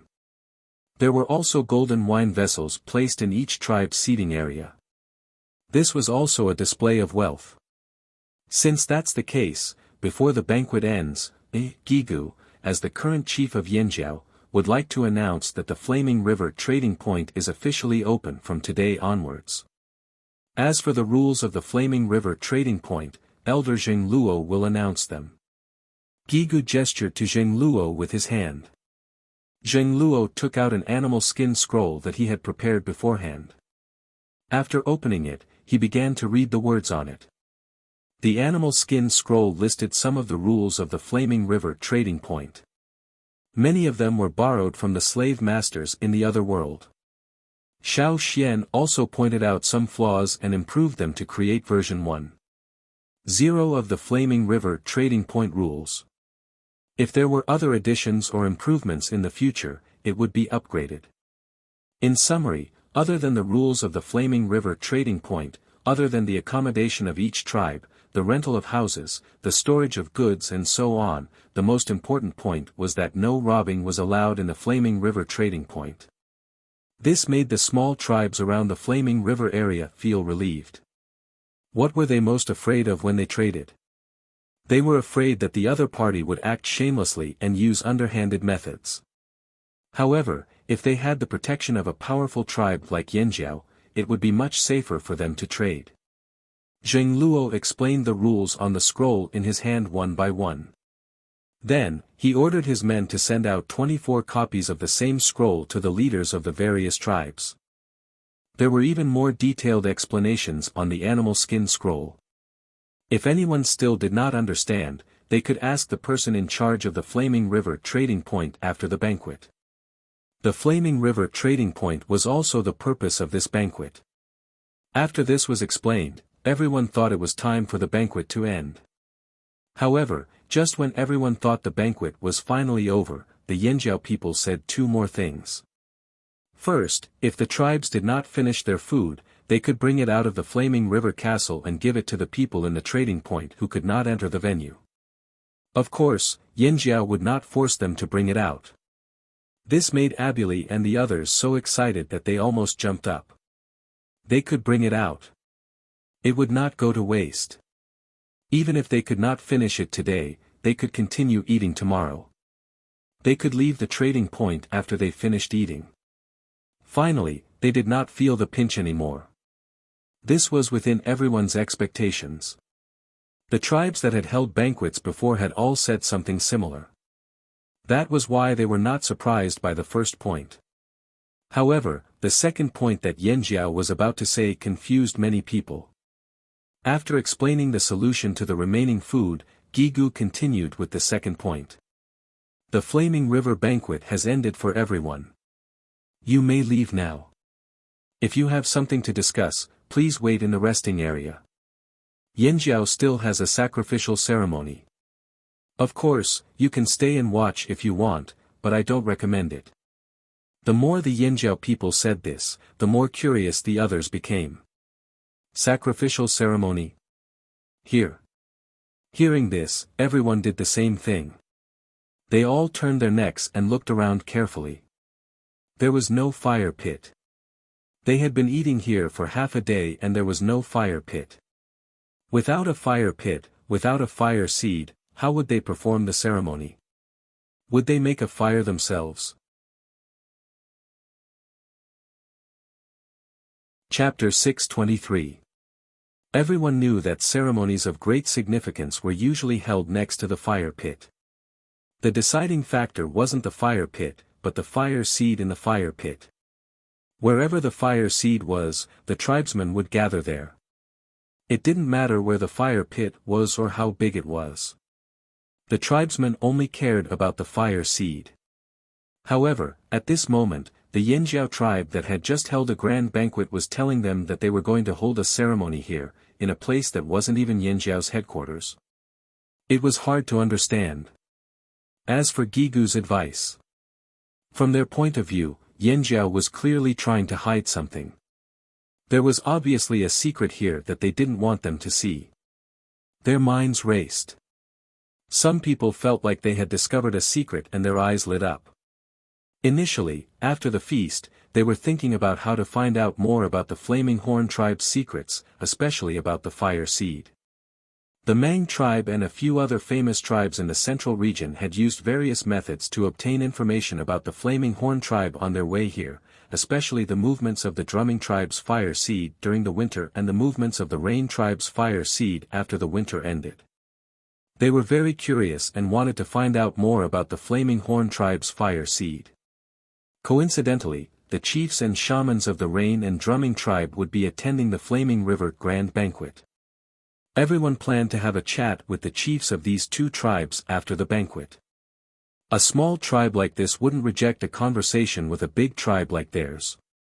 However, if they wanted to know the most accurate and core secrets, it would be best to ask the Flaming Horns. However, the Flaming Horns had always been a hot-tempered tribe, and they didn't have a good relationship with each other. Perhaps they wouldn't be able to hear the secret, and they might even be ridiculed. Who knew that this would give them a chance? The ceremony was definitely related to the fire seed. How could they miss such a good opportunity? Seeing was believing. The answer they got from Yanjiao would definitely be the most accurate. Leave? Of course not. The Yanjiao people wanted them to leave, but they had to stay here and watch. They wanted to see what the Yanjiao people would do. Therefore, the person who was walking towards the Beast Fong gate of the Flaming River Castle turned around and stopped. But they didn't walk back to where they were sitting. Since he was close to the door, it would be easier for him to leave if anything happened. Looking around, it was obvious that everyone was thinking the same thing. They stopped near the Beast Fong gate. As for the Drumming tribe and other smaller tribes, they walked out of the Beast Fong gate. They couldn't find a good place to stay, so they were timid and curious. They could only stick their heads out of the gate and watch from afar. The people of the Drumming tribe and the Rain tribe looked at each other and left without hesitation. They absolutely did not want to stay here. However, they were also a little curious. Therefore, after they walked out of the door, they walked for a distance before stopping to find a place to sit. They had eaten too much and were tired of standing. Inside the Flaming River Castle, Gigu wasn't surprised by the reactions of the tribesmen. It was as if he had expected this. After a cursory glance, Gigu looked at the elders and asked Xiao Xian first. "Shall we start now?" Gigu asked. "We can start now," Xiao Xian said. The other elders nodded in succession. The members of the Flaming Horn tribe stood up and moved the tables, chairs, stools, dining utensils, and other things away from where they were sitting. They left an empty space in front of the Flaming River Tower and then stood in a row on both sides of the tower. The elders stood at the front, followed by the team leaders, then the small team leaders. Behind them were some outstanding warriors who had contributed greatly to the tribe, or some respected elders, etc. There were 3 people who were different from these 2 rows of people. The current chief and shamanist didn't stand on either side like the others.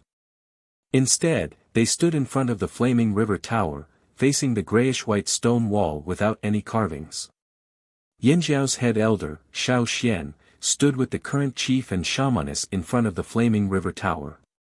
In the hall, where the other 24 tribes had sat before, there were still leftover utensils, soup and chewed bones on the ground, and the firewood that hadn't finished burning was still crackling. The remaining soup in the stone pots and stone cauldrons was boiling and bubbling, and steam kept rising from them. The Yanjiao people hadn't cleaned up all of these. Actually, this was a common practice among the tribes. On the day of the Flaming River Grand Banquet, they wouldn't clean up these things. They would leave them for everyone to see as much as they wanted. These were the medals of the Grand Banquet for everyone to admire. They would wait until the next day, when everything was cold and the steam had dissipated, then they would clean up these things. Therefore, only the area where the Yanjiao people were standing had been cleaned up. When everyone was in position, Gigu raised his head and looked at the top of the flaming river tower. At the top of the tower, beside the Yanjiao totem flag, stood a person.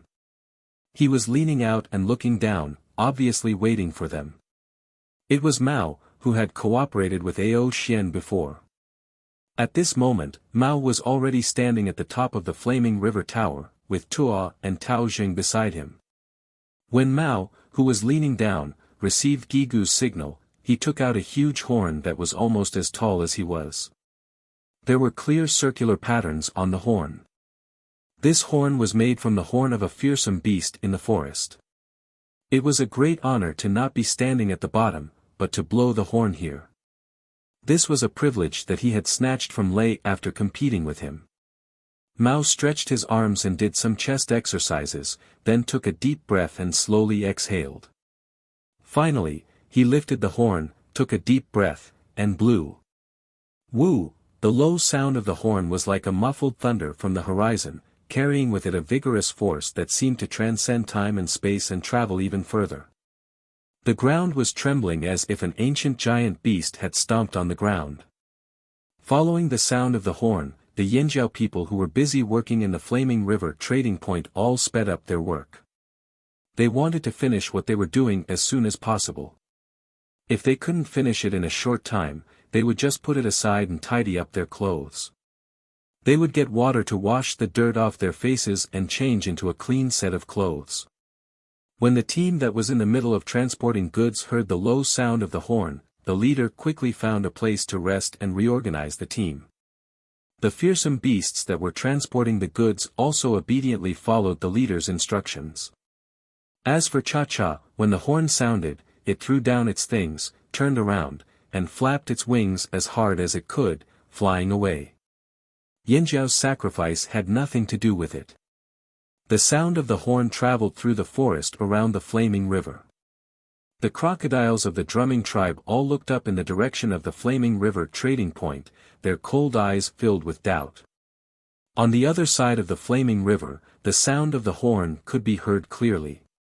Although it was much quieter, they could still hear it clearly. The man who was playing with the duck food dropped the duck food in his hand and ran back to his house. The man who had been working in the field and was covered in dirt also ran to the wooden house beside the field to wash and change into clean clothes. The guards were already prepared, so they didn't need to change their clothes. However, their expressions became much more serious. If they saw someone who didn't know what to do, they would urge them to do what they were supposed to do. After the first sound of the horn, the people who stayed in the Flaming River Castle thought that Yanjiao was summoning people. However, after waiting for a long time, no one came in. What was going on? Everyone was confused. In the Flaming River Tower, about half an hour after Mao blew the first sound of the horn, Tao Zheng looked at the hourglass that Shao Xian made out of crystal beside him. When the hourglass was almost empty, he warmed up, then turned the hourglass upside down and took out another horn. This horn was thinner and longer than the one Mao blew just now. The color of the horn was lighter and there weren't any ring-shaped patterns on it. This horn was made from two different fearsome beasts' horns. After taking out this horn, Tao Zheng took a deep breath like Mao and blew the second horn. Wu, unlike the first horn, which was deep and forceful, this second horn was gentler. It was similar to a normal horn, but it was louder and had a wider range. The spreading sound waves were like an invisible hand, smoothing out all the chaos. At this time, almost all the Yanjiao people had already packed up and were waiting. In the Flaming River trading point, the people from the other tribes were still wondering why the horn sounded in the Flaming River castle. Then, they saw the Yanjiao people tidying up and walking out of their houses. Then, they stood in the direction of the Flaming River castle.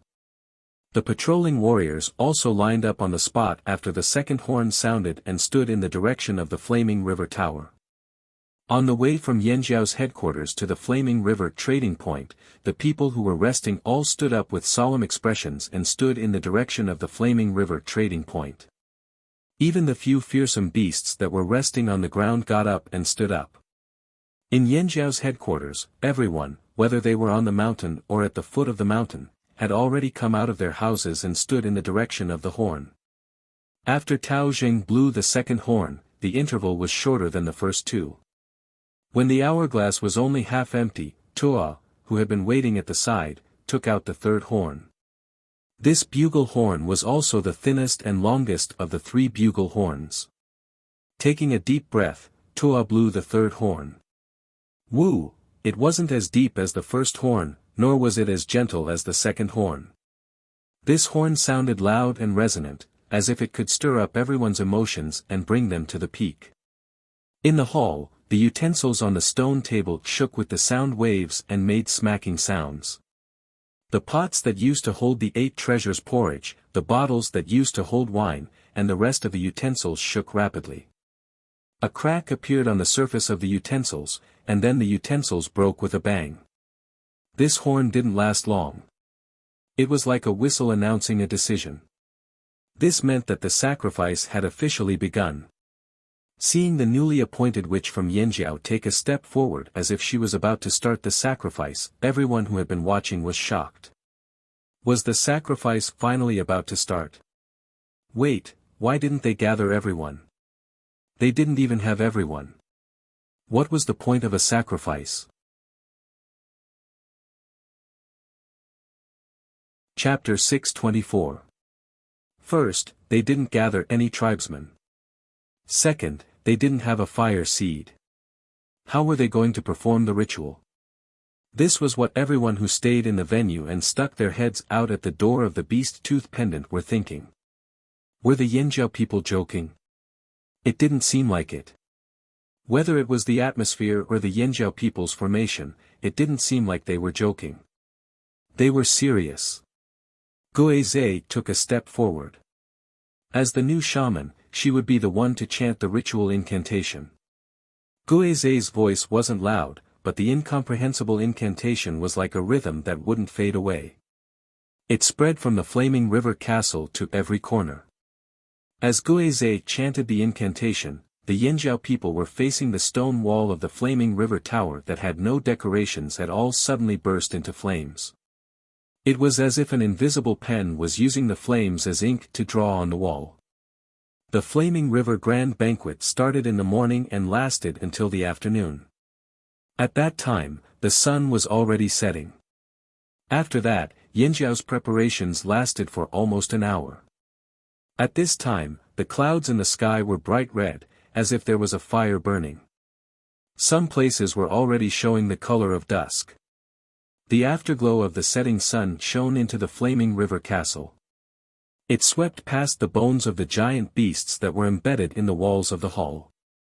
It swept past the stone tables and the floor. It swept past the shiny bronze wares, the colorful stone wares, and the broken pottery wares that couldn't be kept intact under the sound of the horn. The wall of the Flaming River tower just happened to receive the last rays of the sun. Under the fading rays of the setting sun, the shadows started to spread. However, the flames that appeared replaced the shadows where Yang Guang had disappeared. Gradually, a diagram formed by flames appeared. It became clearer and more complete. The flames formed a pair of horns that were connected at the bottom and curved upwards, one inside and one outside. The two horns were surrounded by flickering flames. That was Yanjiao's totem. The two former shamans leaned on their crutches. Through their misty eyes, they looked at the ancient totem that had existed for thousands of years on the stone wall. The two horns, one inside and one outside, came from the same source. One was a strong appearance, the other a strong heart. An unyielding life, an unchanging faith. Another wish of the two old men had been fulfilled. Yanjiao was a tribe with a long history. Only through existing records and the accounts of generations of Yanjiao people, they still could not clearly understand what the situation was like in Yanjiao in the past. Too much time had passed, and they could no longer see the glory of the past. But they will create the present and the future. A Yanjiao ancestor once said in his notes that when a tribe could hold a banquet without any scruples or reluctance, it was a symbol of the tribe's rise.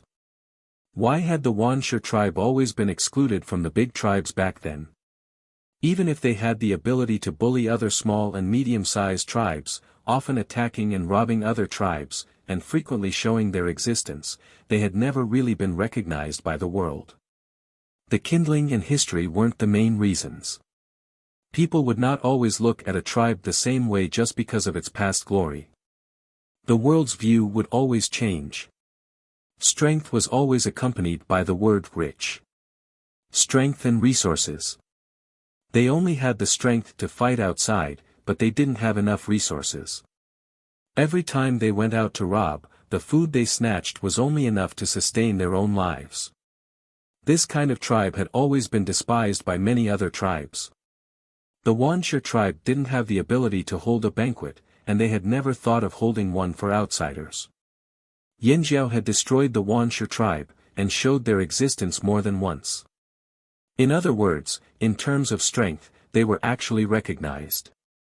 Especially the strange strength of the Yanjiao people, it had left a deep impression on those who had met the Yanjiao people. But the world had never really compared Yanjiao to the big tribes of today. Just like how many people used to look at the Wuxia tribe, they would think, what's the use of just fighting me? Do you have wealth? Do you have enough food? People were realistic, and in their traditional way of thinking, enough food was the standard to measure everything.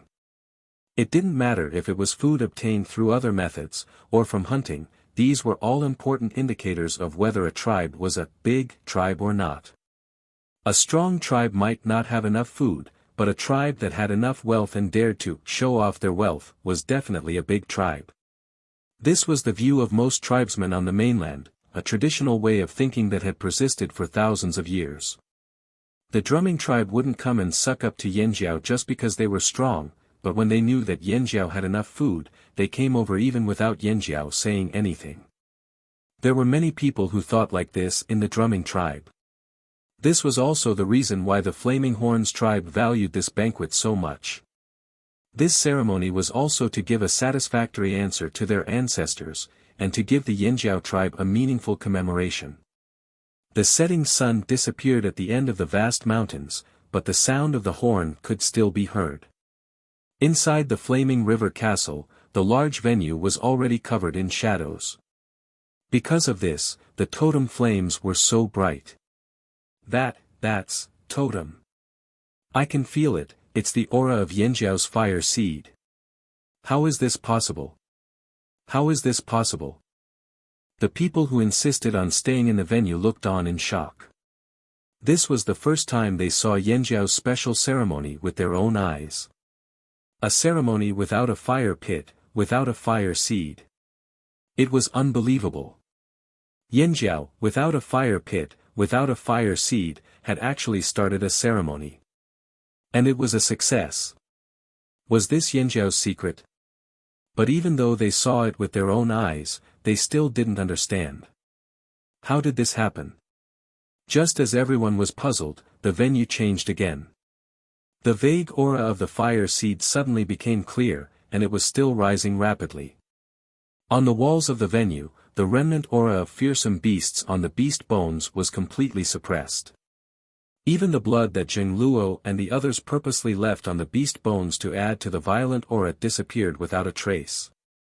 It was still the same venue, but in the blink of an eye, everything changed. To the non-Yinjiao tribesmen, the aura of the Yinjiao fire seed gave them a bad feeling. This sudden and extremely dangerous aura of a foreign tribe's fire seed was not targeted at them, but it filled the entire venue. No, not just the venue, but outside the Flaming River Castle, inside the Flaming River trading point, this aura was everywhere. This made their hair stand on end, and they felt like their hair was about to explode. It was as if there was a cold electric current running through their bodies, causing many people to shiver. Abuli, who was hiding in front of the Beast Fong door, was peeking inside. The moment the flaming horn fire seed's aura intensified, the totemic patterns on his body also appeared. Fingernails as long as his fingers suddenly popped out of his fingers. On his large feet, fingernails as long as his toes also grew out with a whoosh. They were as long as his toes. The fine hair on his face grew longer and thicker. Abuli arched his back, spread his legs apart, and put his arms in front and back. It was a strange pose. This was not what he wanted to do. It was a reflex. He did not look like he was going to fight. He was prepared to run away at any time. It was not just Abuli. The other tribesmen also had similar changes. Under the stimulation of the foreign fire seed's aura, they could only use their own totem power to resist. In an instant, all kinds of totem patterns, all kinds of specializations, and all kinds of external changes caused by the totem power appeared. It was completely different from before. Unlike these people, the Yinjiao tribesmen felt very good. Their blood was boiling, their emotions were aroused, and their hearts were filled with endless emotions that almost rushed out of their chests. However, no one made a sound. What replaced it was the sudden appearance of the totem patterns in their bodies, followed by the emergence of the flames. The flames gradually increased in number and covered a wider area, almost enveloping everyone's entire body. If it was said that Yinjiao's success in summoning their totems had shocked the crowd, now, they were so shocked that their worldview was shattered. It's really burning, someone muttered as he looked over there in a daze. Without a fire pit, without a fire seed, without people, how could they perform a ritual? But now, Yinjiao had succeeded. Beast hides, beast meat, spices, and grains were all fucking secondary. To them, Yinjiao's most important move was this ritual at the end of the Flaming River Grand Banquet. At this moment, some of the people present seemed to have a vague guess. Although this guess had surfaced when Yinjiao's fire seed had just disappeared, they did not dwell on it. After that, they even felt like they were watching a show. But now, this guess made them uneasy. What would the final form of the fire seed look like? Perhaps Yinjiao's purpose in inviting them was not just to promote the Flaming River trading point and show off. There were other reasons. Blood and fire from the same source. The chief of the Mang tribe couldn't help but think of this phrase. This was also a hypothesis that the Mang shaman came up with when he was analyzing Yinjiao's fire seed. Outside the Beast Fong gate, Abuli looked at the burning Yinjiao tribesmen, then turned to look at the Yinjiao tribesmen outside the Flaming River Castle. They were all burning. Wait, that. Look at that person. He's burning. Abuli's wife cried out in shock. Nonsense. I know he's burning, all the Yinjiao tribesmen are burning. Abuli snapped out of his daze and finally closed his sore jaw. Not those, look. Abuli's wife reached out and grabbed Abuli's face with both hands, then pulled him towards the Flaming River Castle. With one look, Abuli's eyes almost popped out of their sockets. His closed jaw dropped just like that. Ugh, Abuli slowly raised his head and looked into the sky. Finally, he raised his head and looked into the sky. He squeezed out 2 words, ancestor. Chapter 625. Inside the Flaming River Castle, in the open space in front of the Flaming River Tower, there were 3 people facing the totemic flames on the wall. One of them had flames that were clearly different from the others. The flames on the Yanjiao people present varied in strength and height, but there wasn't much of a difference. However, Xiao Xian, who was originally standing with the current chief and shaman of Yanjiao, suddenly had flames rising from his body. This gave everyone a fright. The people who were still shocked by the flames on the Yanjiao people shifted their attention to Xiao Xian because of this change. The sudden rise of the flames was almost as tall as the flaming river tower. It continued to rise until it reached a height that everyone in the vicinity could only look up at. This was why Abuli was looking up instead of at eye level. What he saw was the flames on Xiao Xian's body rising. After the soaring pillar of flames stopped rising, it began to spread out in all directions. The pillar of flames grew thicker and there were even more flames floating out from it. Seeing this change, the Yanjiao people were only shocked for a moment before they calmed down. There was even a hint of joy in their eyes. This was why Xiao Xian was able to firmly occupy the position of Grand Elder and monopolize all 6 bone ornaments that only elders had the right to wear. No one complained because of this. Not everyone could wear these bone ornaments. The 6 bone ornaments represented the will of their ancestors. As for this flame giant, it would only appear when Xiao Xian wore it. One of the reasons they held this ceremony after the banquet was to give an explanation to their deceased ancestors. Now, the bone ornaments had a reaction. Although the flames weren't as solid as before, everyone could see that this was the flame giant. The flame giant that represented the first generation of ancestors. The will of their ancestors had appeared. This made the Yanjiao people present extremely excited. While their eyes filled with tears, they also calmed down. Their mood at the moment was like a very hard-working student who had done his best to hand in an answer sheet. Then, a teacher who they had been looking forward to and worshipping finally appeared and gave them a good review. It would be strange if they were not happy. The 6 bone ornaments left behind by the first shaman of Yanjiao had helped them a lot.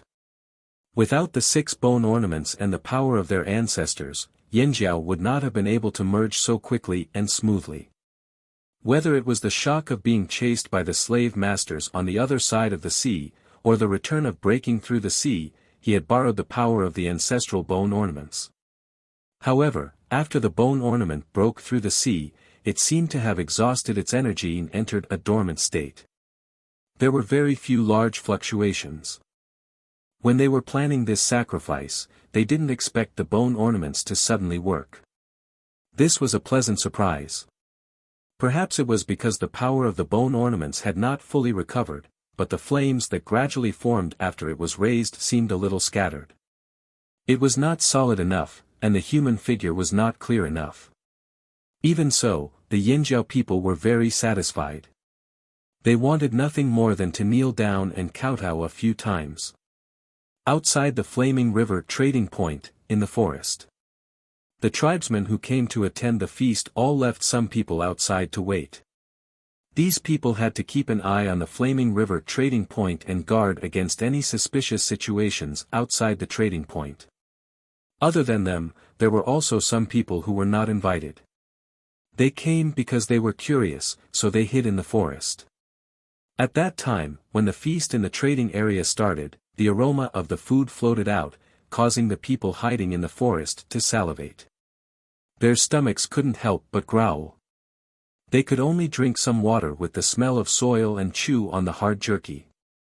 The sudden burst of flames in the trading area naturally attracted their attention. Flaming river trading point, is on fire. What happened? Someone cried out in shock. Just now, they felt a very uncomfortable aura coming from the flaming river trading point. They understood this. After all, this was Yanjiao's territory. It was normal to feel this way in someone else's territory. They didn't feel this way before and they were not used to it. But what was going on with this ferocious fire? Could it be, the Yanjiao tribesman finally made a move? The person who spoke used his hand as a knife and made a chopping motion. It can't be. Would the Yanjiao people be so stupid? Also, those few tribes that went in, forget about those small tribes. Would people like the Mang tribe, the 1,000 Masks tribe, and the 8 Limbs tribe be killed without a sound? The Hui tribe and Tian Shan tribe's eagles are still around, but they didn't come close. There were indeed eagles from the Hui tribe and Tian Shan tribe nearby, but they weren't hovering in the air right now. Instead, they were resting on trees or protruding rocks further away from the Flaming River trading point, observing the movements of the Flaming River trading point. They didn't hear the whistle that signaled an incident. None of the tribesmen who went in blew the whistle. Let's wait and see. The people hiding in the forest stared nervously at the trading point. Their nerves were taut, and they were ready to rush over at any moment. At the same time, the people who saw this scene in the Flaming River trading point were also shocked. Especially those in the Flaming River castle who were observing closely. Their emotions were extremely complicated. If the aura of the fire seed in Yanjiao was shocking enough, and then the spontaneous combustion of the Yanjiao tribesmen was shocking enough. Now, the change in Xiao Xian's body was like a pot of oil being poured into a burning fire. It sizzled and burned everyone's nerves. They couldn't understand it, couldn't imagine it. This was a completely different world from what they used to know. All the views they had in the past had to be changed. Blood and fire of the same origin, this was the only reason why the Yanjiao tribesmen could cause such a commotion even though they didn't have a fire seed. Even if it was just a guess, they still couldn't calm down when they saw it for themselves. As for what they were seeing now, it was no longer something that could be explained by blood and fire of the same origin. This was probably a unique ability of the Yanjiao tribe, a power passed down by Yanjiao's ancestors. Outsiders couldn't obtain it. They could only continue watching from the side. They wanted to see what Yanjiao's Grand Elder was up to. At this moment, Xiao Xian also didn't expect the dormant bone ornaments to suddenly become active. The totemic power, the power of inheritance, and that special power in his body were rapidly being drawn out. The 6 bone ornaments hanging in front of his chest spun wildly like a whirlpool, sucking in Xiao Xian's power. This was different from the previous few times. In the past, these 6 bone ornaments either appeared on their own without Xiao Xian providing too much power. The timing of their appearance wasn't chosen by Xiao Xian either. Or, Xiao Xian used his own power to activate the bone ornaments.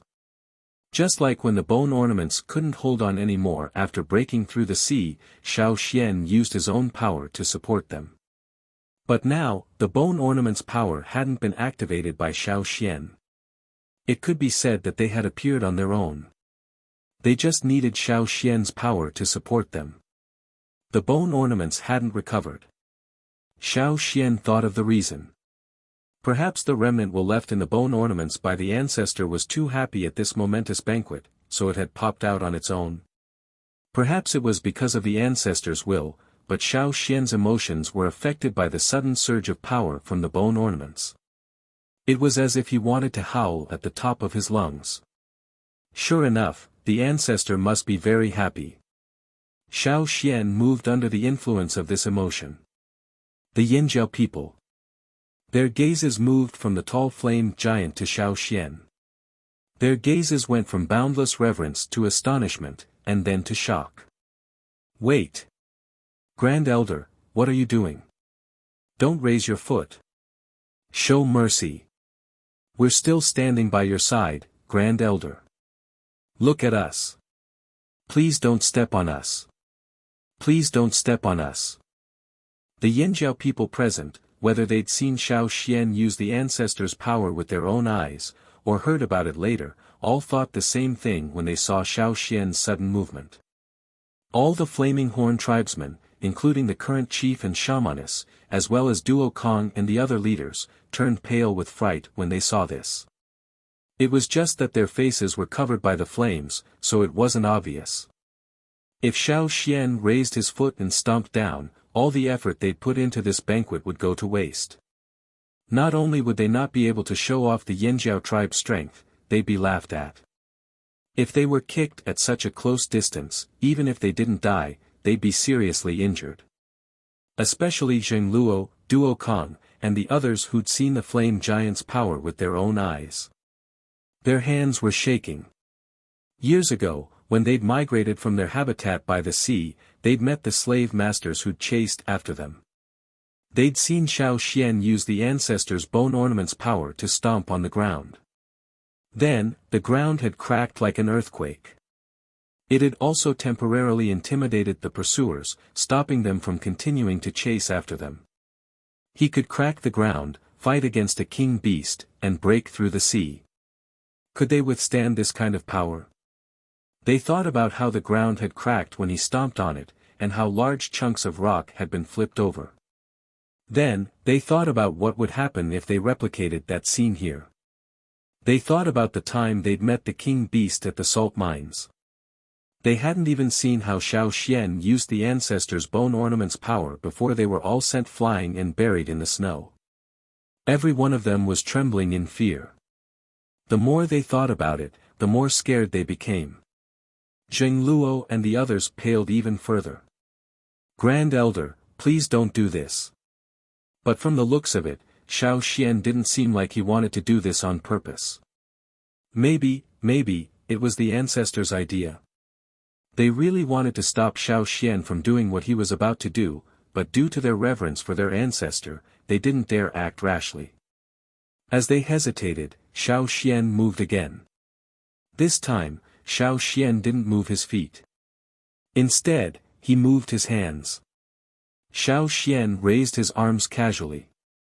The blurry flame giant in the air also seemed to raise its arms. Seeing this, the Yinjiao people breathed a sigh of relief. It was good that Xiao Xian didn't raise his feet. They were so scared that cold sweat broke out on their foreheads. In the past, during sacrifices, the flame giant representing their ancestor had also raised its arms as if cheering. That was why they could finally relax. So the ancestor wanted to cheer. "We were so scared. Wait. Eh. Eh. Eh."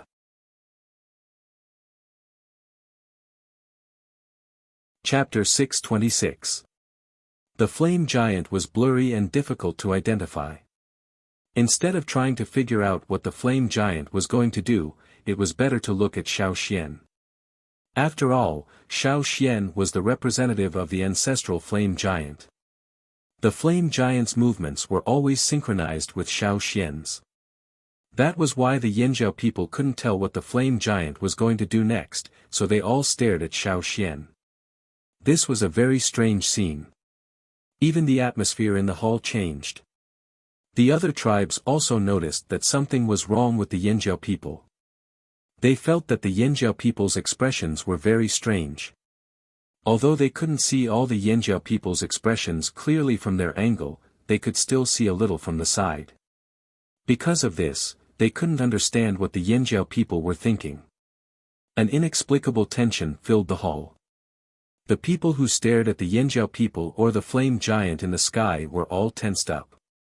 The totemic power in their bodies was already at its peak, ready for anything that might happen. Could it be that when he advised everyone to leave and, "I don't recommend anyone to stay here," there was really something dangerous going on? If Gigu knew what they were thinking, he would definitely cry foul. Because even he, the current chief of Yinjiao, didn't expect something like this to happen. Plus, the Yinjiao people were even more nervous than the spectators. At this moment, Abuli, who was hiding in front of the Flaming River Castle's Beast Fong Gate, had a bad feeling about this. He was also nervous. At the same time, they were more cautious than the other tribes. To put it bluntly, they were already cowards. When they were hunting for food in the forest, the slightest movement would make them run for their lives.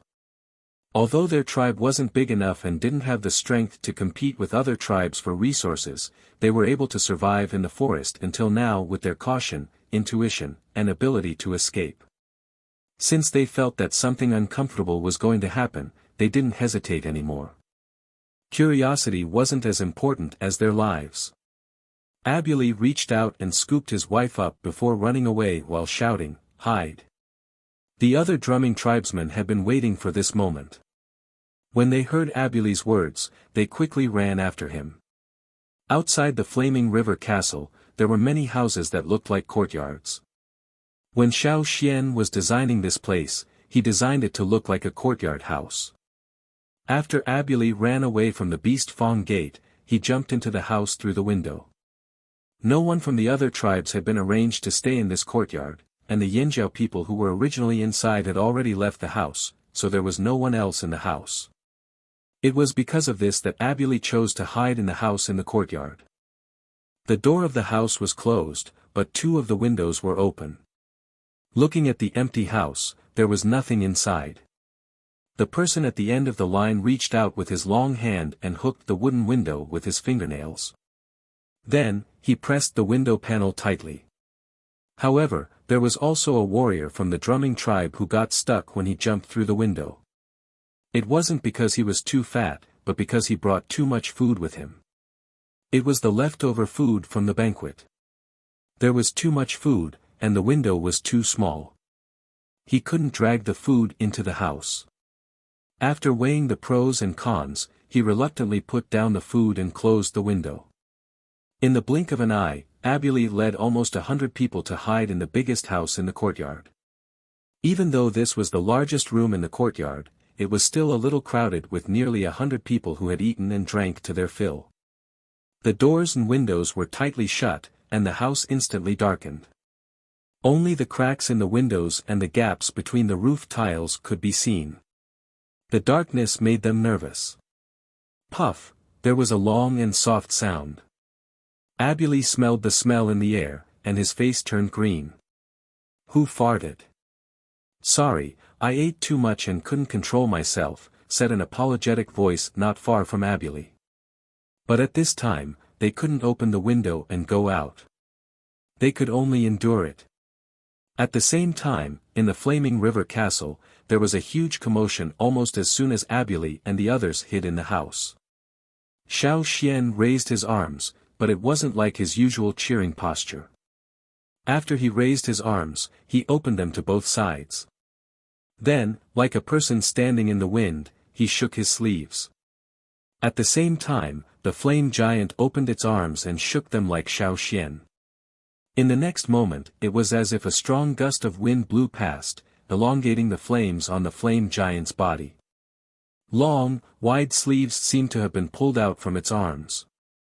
Its body also looked like it was wearing a long robe that was blown up by this gust of wind.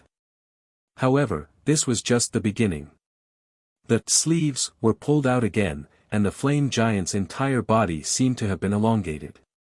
It was like a torch that was blown by the wind, leaving a long tail of flames behind. However, unlike the torch that was blown by the wind, the flame giant's body was still there. It didn't become lighter or shorter. On the contrary, countless flames gushed out from its body, turning into a long stream of flames that flowed into the distance. The flame giant was already taller than any of the buildings in the Flaming River trading point. The flames that gushed out from it easily passed through the buildings in the Flaming River Castle. The unstoppable stream of flames instantly rushed out of the Flaming River Castle and into the Flaming River trading point. It spread everywhere like a waterfall, as if it wanted to wash away everything in the Flaming River trading point. However, the strange thing was that the stream of flames easily bypassed the Yanjiao tribesmen. Gigu and Guizhe, who were standing beside Xiao Xian, could clearly feel the stream of flames that brushed past them. It seemed like a raging stream of flames, but they couldn't feel any wind at all. It wasn't just them. In the trading point, all the buildings and all the tools were still in their original positions. They weren't damaged, they weren't broken. It was as if nothing had happened. However, the foreign tribesmen who stayed in the Flaming River trading point suffered. Especially those who were the closest to the Flaming River Castle. They felt it the most. At this moment, they felt like they were in the middle of a storm, desperately trying to withstand the waves. The aura of the E tribe's fire seed was even stronger. This made them feel very uncomfortable.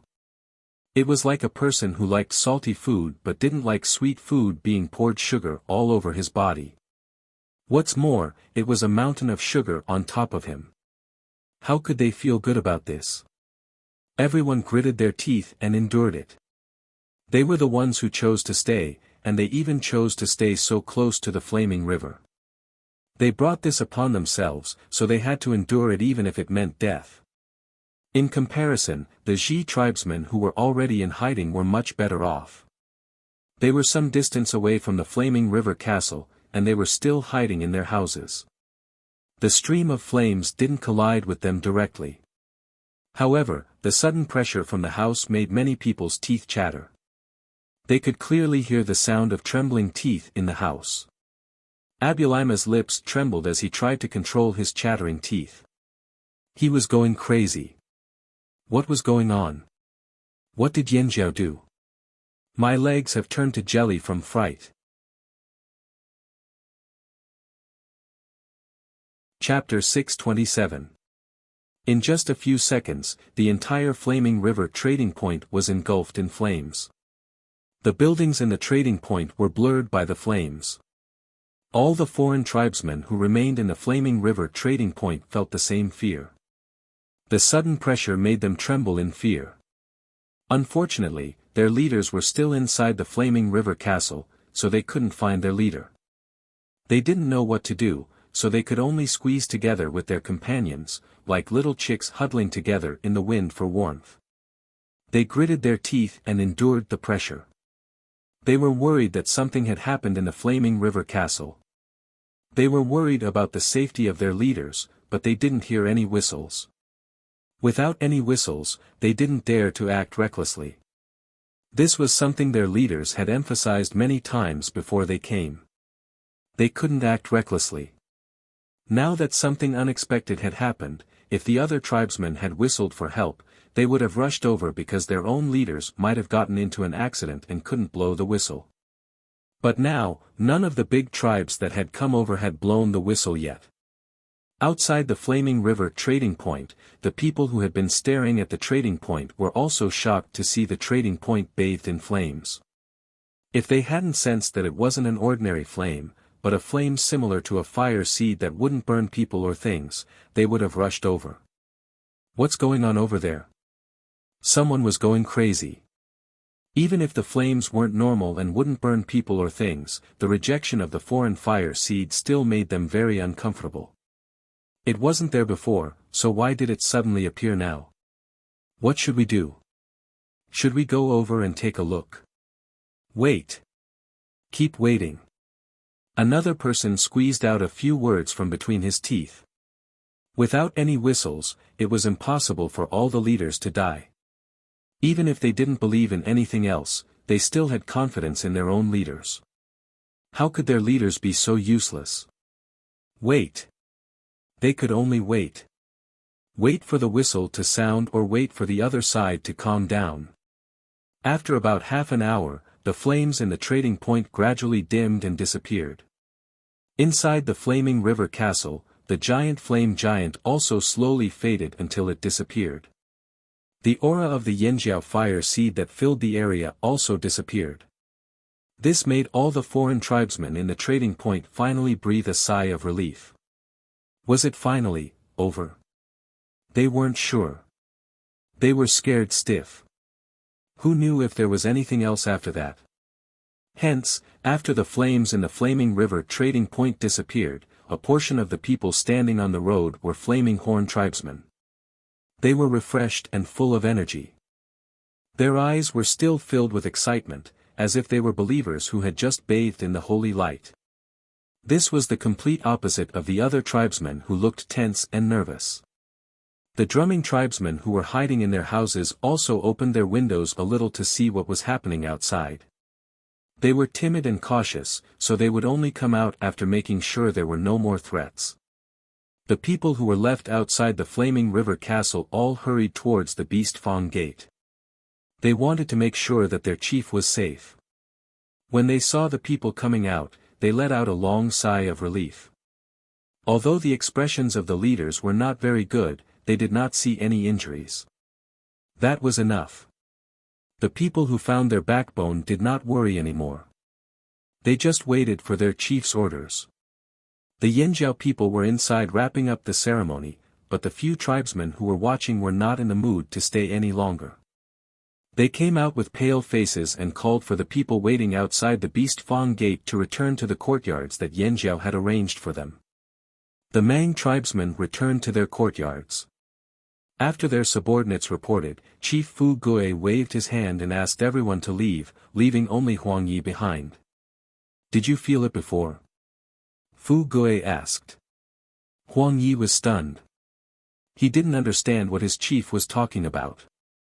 According to the people who came to report, no matter if it was the Yanjiao tribesmen in the trading point or the Yanjiao tribesmen outside, they all had the same changes, Fu Gui said. "You mean?" Huang Yi made a fiery gesture with his hand. Fu Gui nodded. "It's not just them. I heard from the people who were watching over Yanjiao that the people there also had the same changes." Huang Ye's eyes widened. "It's so far away, and there's even a river between us. How is that possible?" "That's what I'm concerned about too." Fu Gui looked thoughtful. He was indeed getting more and more interested in the other form of the fire seed. "No matter what, we have to change our original plan. I plan to stay here for a while," Fu Gui said. Initially, they just wanted to take a look at the Flaming River trading point and see what the Flaming Horn tribe was really like. They wanted to know if they could really hold a grand banquet like this. In their plan, they didn't plan to stay here for too long. After all, they weren't familiar with the Flaming River region and there weren't many expedition teams here. This had always been a remote and poor place on the mainland. They didn't want to stay here for too long. But now, Fu Gui changed his mind. He didn't care about the food at the start of the Flaming River Grand Banquet. Now, he only cared about two things: first, the green weapons in the Yanjiao tribesmen's hands. Second, and most importantly, the thing he cared about the most, the other form of the fire seed. Fu Gui had a feeling that if he didn't figure this out, he would definitely regret it. "Maybe our tribe will make the same choice as Yanjiao." Fu Gui sighed. Huang Yi understood what Fu Gui meant by the same choice. He couldn't help but worry. "But the fire seed concerns the entire tribe. We should think more about it." "Of course.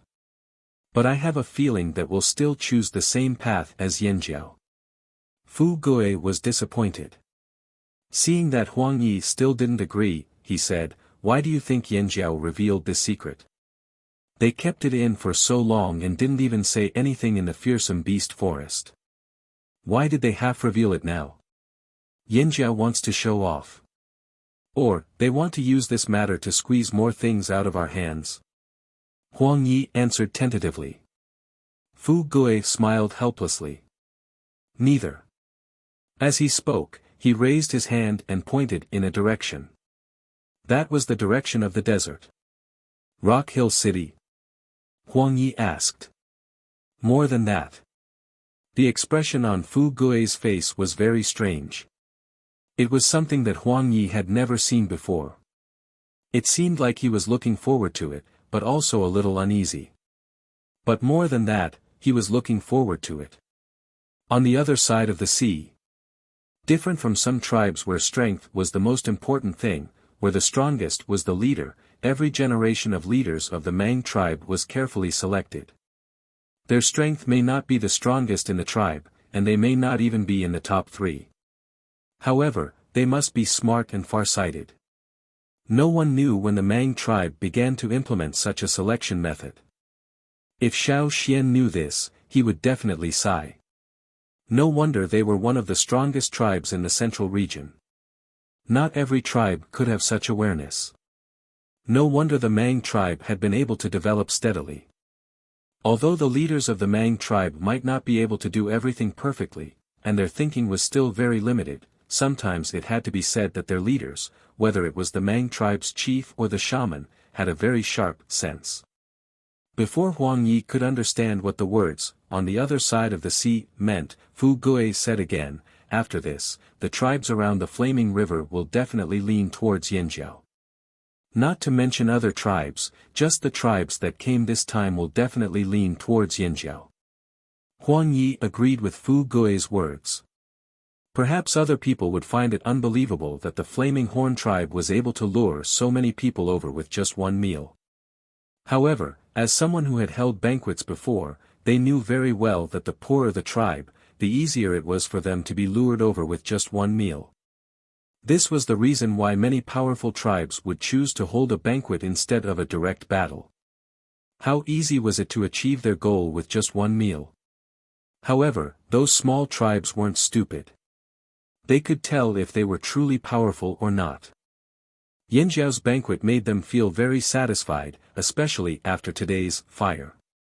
Although they were afraid at the time, their desire to lean towards Yanjiao only grew stronger. The stronger Yanjiao was, the more they would feel at ease. Many tribesmen didn't think too much. They only recognized what they had seen and experienced. It was impossible to persuade them to break away from Yanjiao in a short period of time.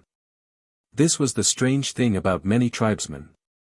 Sometimes, they could be so stupid that it made people feel helpless. If Yanjiao can gather all the tribes in this area, they will be a powerful force. Huang Yi understood this point. You and I both know Yanjiao's strength. They might not be weaker than us. If they gather all these tribes, they won't have to fear any other tribes. But they still chose to reveal the secret of the fire seed. Because they are afraid. Fu Gui looked at Huang Yi. Where do you think those Yanjiao people who came out of the desert came from? Of course they came from the desert. Huang Yi's voice suddenly stopped, and his eyes were full of shock. You mean, on the other side of the sea? Fu Gui didn't speak, but his expression gave Huang Yi an affirmative answer. Fu Gui's guess was right.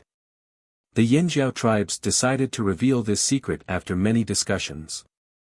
They had thought of hiding it from everyone and only telling the tribes they were on good terms with, or using this secret to squeeze more benefits from other tribes. However, in the end, they chose this method. The two continents were already very close. It was only a matter of time before the trade and conflicts broke out. At that time, it would be very difficult for Yanjiao alone. Now there were still too few Yanjiao tribes, and they couldn't even compare with an ordinary city on the other side. On the other side of the sea, the noble families of the 6 tribes were united. The nobles of each city had some tribes under their control. The tribes on the other side were different from the tribes on this side. They wouldn't abandon the nobles and support the people on this side. As for the tribes on this side, according to Xiao Xian's understanding of them, although they had many conflicts in the past, when it came to the slave masters, they would definitely stand on the same side. Even the Longboat tribe and Tianshan tribe who didn't like Yanjiao would still choose Yanjiao if they had to choose between Yanjiao and the slave masters. That night, the people of the few major tribes who stayed in the Flaming River trading point couldn't sleep well. They all had their own guesses, and they were very close to the truth. The matter of the fire seed made them feel irritated. The original fire seed was gone, but the fire seed was still there. It was just that it existed in a situation where blood and fire came from the same source. Yanjiao had already proven this to them. Innovation was always accompanied by fear. Choosing this meant giving up something they were already used to. This was a huge challenge for the tribesmen. They were worried and hesitant. They weren't sure if this kind of innovation was good or bad for their tribe. It might be suitable for other tribes, but it might not be suitable for them. The original fire seed protected the entire tribe, but it also trapped them. There were many restrictions on what they could do. However, if one day the fire seed wasn't limited to one place, if the tribesmen didn't have to gather in one place all year round, what would the future be like with this freedom? Yanjiao chose this path of innovation. The Drumming tribe and Rain tribe followed in Yanjiao's footsteps. Then, who would be the next to make the same choice? Chapter 628. After the Flaming River Grand Banquet ended, the Flaming River trading point was officially opened. Large stone tablets were erected at the entrances of the trading point. The rules of the trading point were engraved on them. Every new face that entered the trading point would be reminded by the flaming horn guards to read the rules. Otherwise, they wouldn't even know why they were killed in the trading point. Once their lives were at stake, those who didn't care immediately retreated to take a closer look. Many of these new faces had followed the other tribes to the banquet. Previously, they couldn't enter, but now that they heard that the Flaming River trading point was finally open, they finally mustered up the courage to enter after a night of contemplation. Those who were used to traveling long distances all had an adventurous mentality and were full of curiosity. Otherwise, they wouldn't have persisted for so long. When they were observing the Flaming River trading point from afar, they were so curious that they wanted to reach out and scratch it, but they couldn't reach it. Now, they could finally see everything in the Flaming River trading point with their own eyes. Of the 24 tribes who came to the banquet yesterday, none of them left. Some of them had already planned to trade here and return later, while others were waiting for the best time to leave. For example, the drumming tribe didn't leave yesterday because they ate too much and couldn't run. Plus, there were all kinds of dangers outside. Now that a night had passed, they had already digested most of their food. They had already finished all the food they brought from the Flaming River Castle. Now, they were just waiting for the people outside to come in so they could escape. If they left early, they might be blocked by the people outside with bad intentions. The safest way was to wait for those curious people to come in before they left. There were a few other smaller tribes who had the same idea. They weren't good at other things, but they were very good at predicting the best time to escape. The people who entered the Flaming River trading point were attracted by all kinds of fierce things. Oh, look! Look at such a big piece of meat. I've never eaten it before. Could that be fearsome beast meat? Fearsome beast meat. These 3 words were undeniably shocking. Even those who traveled long distances rarely saw fearsome beasts, unless they went to the fearsome beast forest or the desert. But how many people had the guts to enter the fearsome beast forest? Even the Wuxia tribe in those days didn't dare to go in often. As long as they were not stupid, they would definitely stay far away from that dangerous place. As for the desert, even fewer people went there. What kind of meat is this? Someone asked with wide eyes. As he spoke, he leaned closer to sniff the bloody meat, and an intoxicated look appeared on his face. It must be delicious. Giant Bear, the Yinjiao man in charge of the stall said slowly. Giant Bear? How big is this huge? Someone was puzzled. What kind of meat is this? Without waiting for the meat seller to answer, another person impatiently pointed to the other side and asked. That's the meat of the giant claw beast. The man in charge of the stall continued to answer slowly. Giant claw. How big is a claw? Here, just like that. The man who was selling beast meat pointed at the stall next door that was selling beast fangs and beast claws.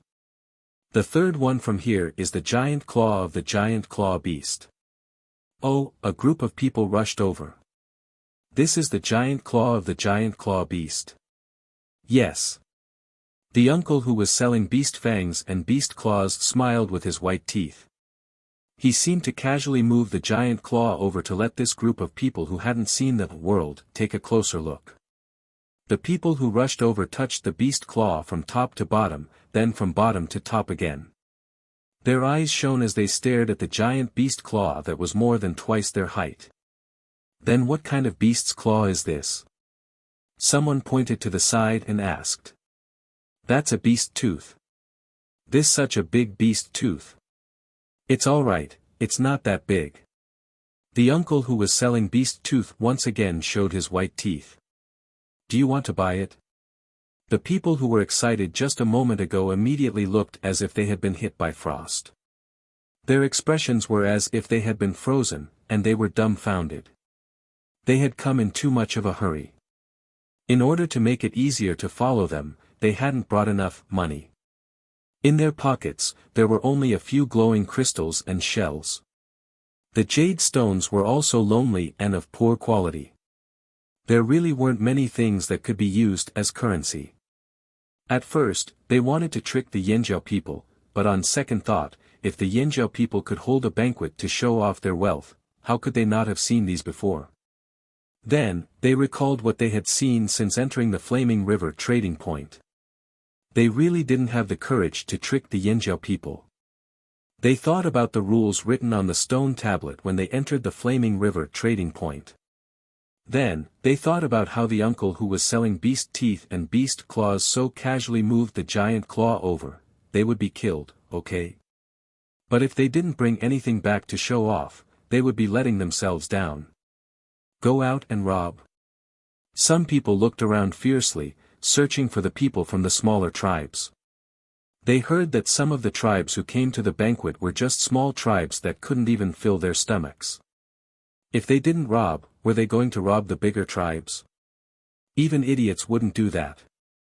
But when they started searching, the Ji tribe had already found a chance to escape. It would be difficult to catch up now. Some people didn't want to give up, so they gathered their companions and left the Flaming River trading point. Because of the rules, they didn't dare to do anything inside, so they could only go out and search. While these people were searching, the chiefs of the Mang tribe, Eight Limbs tribe, Long Boat, Thousand Mask, Feather, Tian Shan, Hui and the other big tribes entered the Flaming River castle again. But this time, they weren't in the open air. Instead, they were led to a special meeting room inside the castle. Only a few chiefs went in. On the Yanjiao side, only Gigu and Xiao Xian were there. Xiao Xian stretched. He had been busy the whole day yesterday, and he still had to finish up at night, so he didn't sleep much. His ancestor's flame giant had consumed a lot of his energy, so he was sleepy now. When Xiao Xian stretched his arms, everyone in the meeting room looked at Xiao Xian in unison. Sensing their stares, Xiao Xian said, "Don't be nervous, I'm just stretching." Those people didn't care. Only when Xiao Xian finished stretching and yawning did they look away expressionlessly. They couldn't help it. They were shocked by what happened yesterday. They didn't know what the flame giant was, but they knew that it was definitely Xiao Xian's doing. He just waved his sleeves and spat out fire in the trading point. Now, they were all traumatized. When they saw Xiao Xian stretch his arms, they couldn't help but feel nervous. Gigu knew this feeling very well, but he knew that the ancestor's flame giant rarely came out during non-ritual times. So when he saw everyone's reaction, he wanted to laugh, but he couldn't. Yesterday, when the ancestor's flame giant came out, he was standing beside Xiao Xian. At that time, he was so scared that his back was covered in cold sweat. After calming himself down, Gigu looked at Xiao Xian. When he saw Xiao Xian nod, he said, "Let's begin." The stone door of the meeting room closed with a bang, blocking out the sound from inside. When night fell, the stone door opened again. The chiefs had complicated expressions on their faces. They couldn't tell if they were happy or angry. On the 5th day of the Flaming River trading point's opening, they left with their people.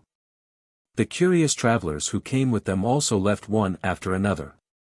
With their publicity, the Flaming River trading point's name quickly spread across the mainland. To the tribesmen on this mainland, which tribe destroyed which tribe was at most a short discussion.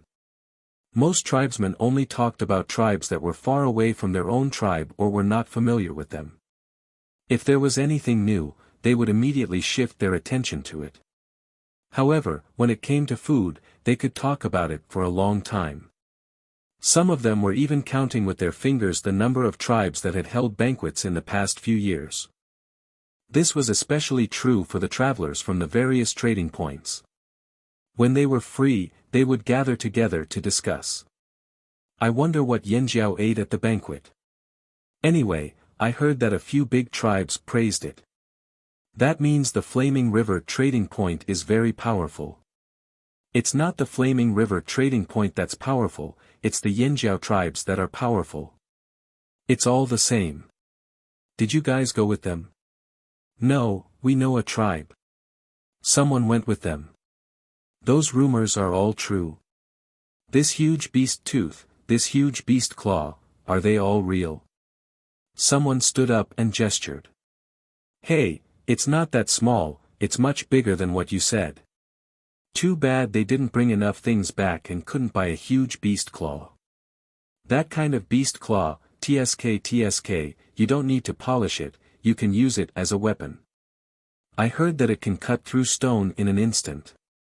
It was rare for that person to receive so much attention, so he felt proud. He cleared his throat and continued to tell everyone what he had heard. Gradually, more and more people gathered around.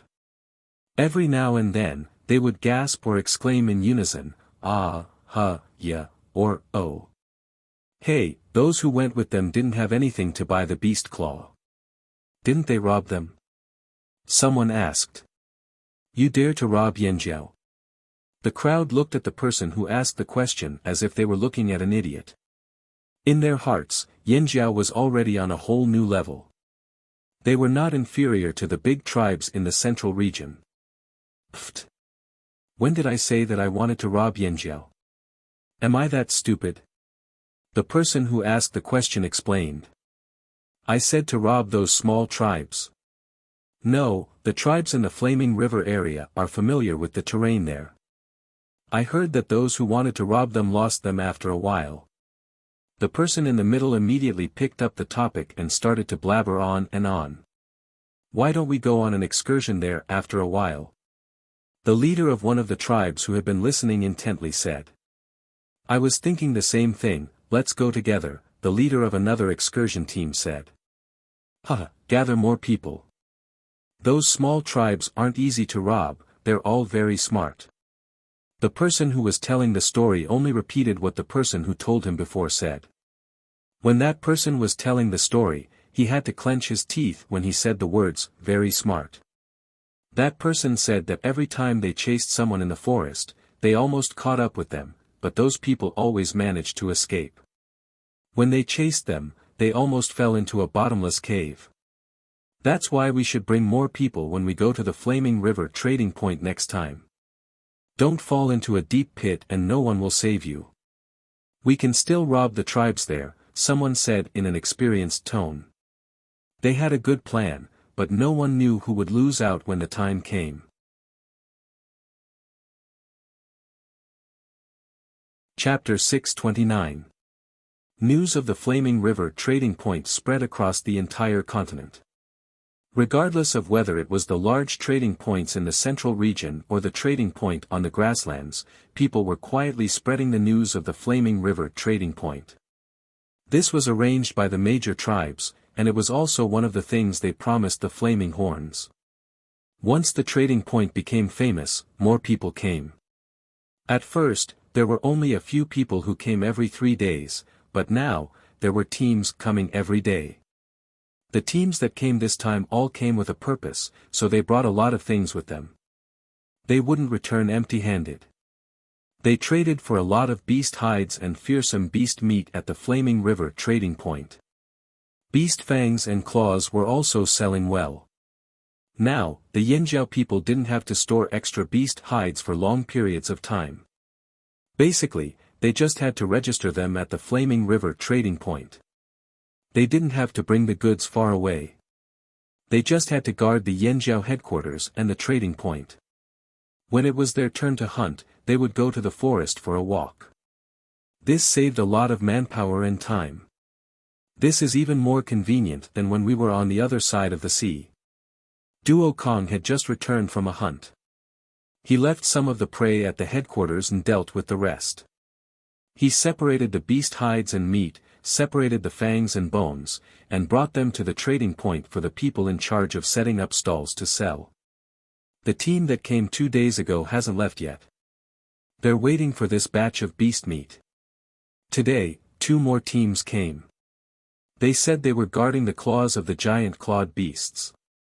Duo Li swung his arms and couldn't hide his pride. Our things are so good. Those people are willing to wait here for a few days just for these things. Of course, we're Yanjiao. How can Yanjiao's things not be good? Duo Kong smiled until his eyes narrowed. He turned to Duo Li and said, do you think the Taiha people would be jealous of us if they knew about our current lives? Of course they'd be jealous. The father and son sat on the top floor of the flaming river castle and looked into the distance. They sighed at the same time. I wonder when we'll see them again. Suddenly, Duo Kong saw a small flock of birds fluttering their wings in the forest. It was still some distance away from the flaming river trading point. There were many trees in the forest. Although they weren't big, they were dense enough. Someone else died. Duo Li also saw the commotion. Do you think it's a traveling party or someone from the flaming river region? Duo Kong asked. Duo Li thought for a moment. It's more likely that it's a traveling team. I think so too. Duo Kong patted his thigh and hummed a hunting song. He seemed very relaxed. As more and more people gathered at the flaming river trading point, they began to keep a close eye on the nearby forest. If the people who came here didn't have any designs on the trading point, they wouldn't interfere. However, if anyone dared to have designs on the trading point, they would have no choice but to kill them. Fortunately, the traveling parties knew they couldn't win against the Yanjiao people, so they set their sights on the smaller tribes nearby. They wanted to get something from them. Unfortunately, those who could survive in the flaming river region all had their own survival skills. Excluding the drumming tribe who moved here 1,000 years ago and the rain tribe who just arrived, the ancestors of the tribes who lived here a long time ago had come into contact with fearsome beasts. Back then, the flaming river didn't even exist, the ground wasn't cracked and both sides of the river were one. They were very close to the forest where the fearsome beasts lived. How could they not have their own survival skills? That was why when the Yanjiao told them there would be many strangers coming here in the future, the tribesmen who came to the banquet didn't panic. Instead, they seemed to have made up their minds. Although the drumming tribe was small and didn't have many people in their tribe, they looked poor and didn't seem to be very powerful. However, every time the drumming tribe came to the flaming river trading point to trade for food, they could leave safely after that. There was even one time when they robbed a group of travelers who wanted to rob them. Oh right. Duo Li moved closer to Duo Kong. Father, I heard the Grand Elder is planning to go on a long journey. Duo Kong raised an eyebrow. Why, you want to go? You can't go. If I can go, I can come back and tell you about what happened. Duo Li was very clear about this. The flaming river trading point hadn't been open for long. Even with Zheng Luo guarding the place, they still needed help. Zheng Luo and Ao, the two previous chiefs, one was guarding the trading point while the other was at the headquarters. Ta and Duo Kong, the two team leaders, had to take turns leading hunting parties or patrolling teams. They also had to come to the trading point from time to time, so they definitely couldn't leave with Xiao Xian. Since Duo Kong couldn't go, Duo Li was tempted. He wanted his father to talk to Xiao Xian so he could join the traveling party. After all, the party was limited in number and Duo Li was worried that he wouldn't be on the list. Now that the two branches had merged, the competition was getting fiercer. Even among the younger generation, there were many people stronger than him. He couldn't beat Mao, Mo, Yang Guang and his sister. Duo Kong was furious when he saw Duo Li's cowardice. He slapped him. If you want to go, go fight for it yourself. I don't care. The traveling party would definitely be dangerous.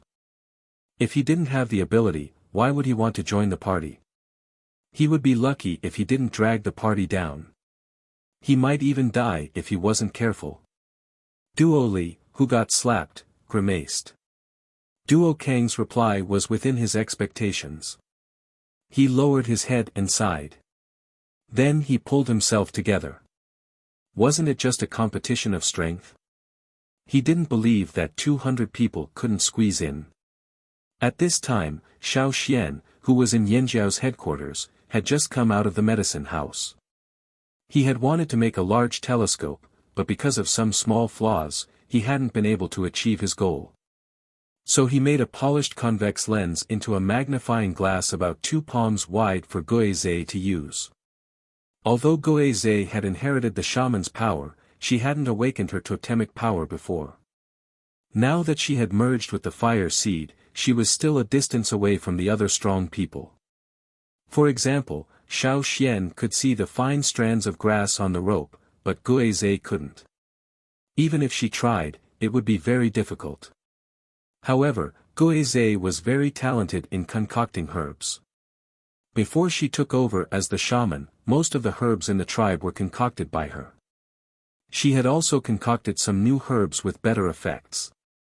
She had successfully concocted them into portable pills that could be stored for a long time. In this aspect, she was even better than the previous shaman. The old man was very pleased. Sometimes, Goeze would analyze every minute structure of the herbs. So it was very tiring to study herbs in the past. Xiao Xian's magnifying glass perfectly solved this problem. Xiao Xian was about to go on a long journey, and Goeze had given him a lot of herbs. Although it was one of the shaman's duties to make medicine for a long journey, she was familiar with Xiao Xian, and Xiao Xian had helped her. She also gave Xiao Xian 3 fine-mouthed ceramic bottles with a total of 500 pills. This was the result of her nearly 20 days of work. These pills were for detoxification, especially snake venom. At this time of the year, the temperature was getting higher and higher, and there were more poisonous insects, snakes, and ants in the forest. It's new, so it must have a detoxification effect. I just don't know how effective it is. Goeze couldn't be sure because she hadn't really tried it. She had eaten it before and knew it could detoxify poison, but she didn't know how strong it was. Okay, I'll test it out and tell you when I come back. Xiao Xian carefully put the 3 bottles into his animal skin bag, then went down the mountain to check on the farm. The 1,000-grain gold's planting was going well. The fertilizer was already prepared. According to Ji Ju's suggestion, they rotted the meat and added the bones. They specially picked the bones of the beasts that like to eat grass, sprouts and moss. Some of the bones were taken out of the bones and added in the bone marrow. Together with the experience of Chi Chi and the rest who had taken care of the farm, the survival rate of the 1,000-grain gold was very high. However, the next step was the most important. Ji Ju once said that every tribulation of the 1,000-grain gold was very important. As long as they passed the first tribulation, they would reach the peak of their growth. The plants in the field had already passed the first tribulation. Every plant was already taller than Xiao Xian's waist. At this rate, they would soon face the second tribulation and grow even faster.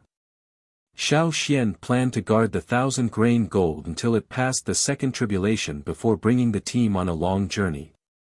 If they were fast, they might be able to come back during the third tribulation and see the grains. Looking at the green patch, Xiao Xian thought that even if only a tenth of them survived, it would be enough to make him happy. Xiao Xian planned to travel further down the flaming river to see what was further downstream. They would live here for a longer time. In the past, they didn't have the means to travel further, but now, they had to take a closer look to have an idea. There weren't many tribes in the upper reaches of the flaming river. This was the situation on the other side of the river. They chose to travel further down because they knew that there were more tribes in the lower reaches of the flaming river.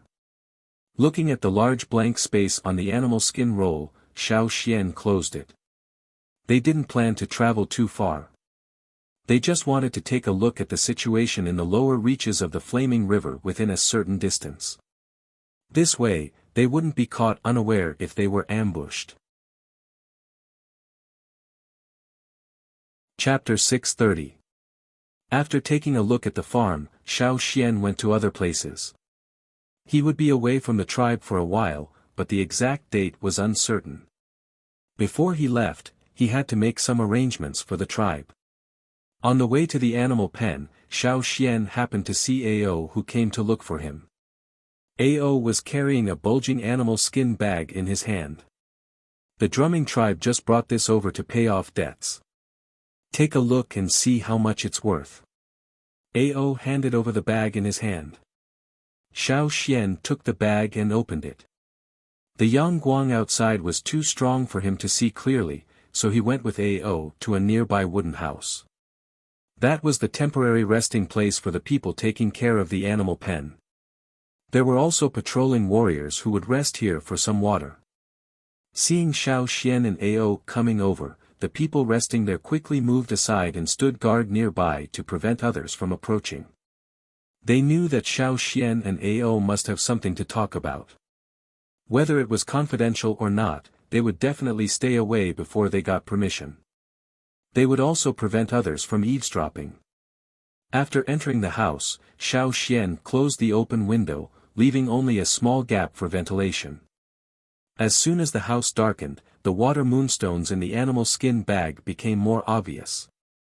Not bright enough, not clear enough, not good enough, Xiao Xian could clearly distinguish the quality of the water moonstones in the animal skin bag with just one glance.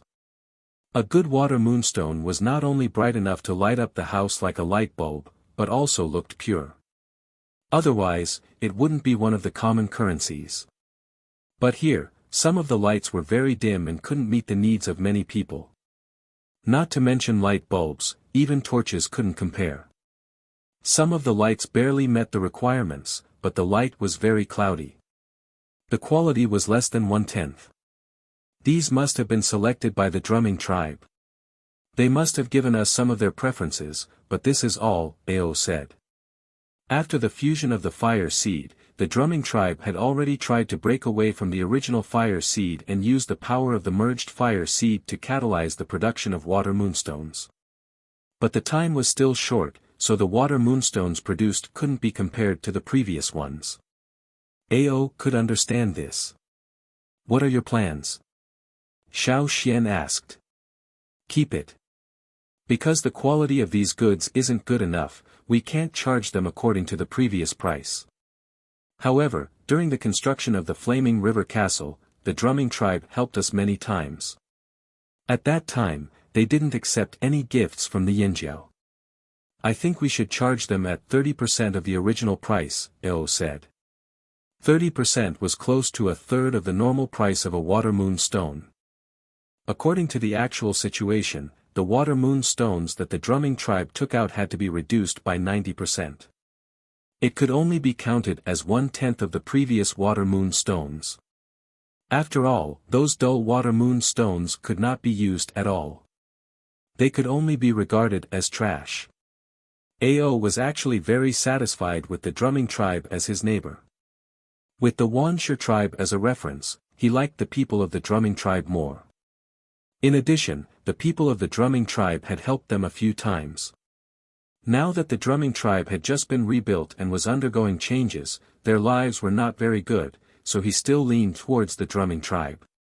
Because this was just his own personal opinion, Ao still had to ask for Xiao Xian's opinion.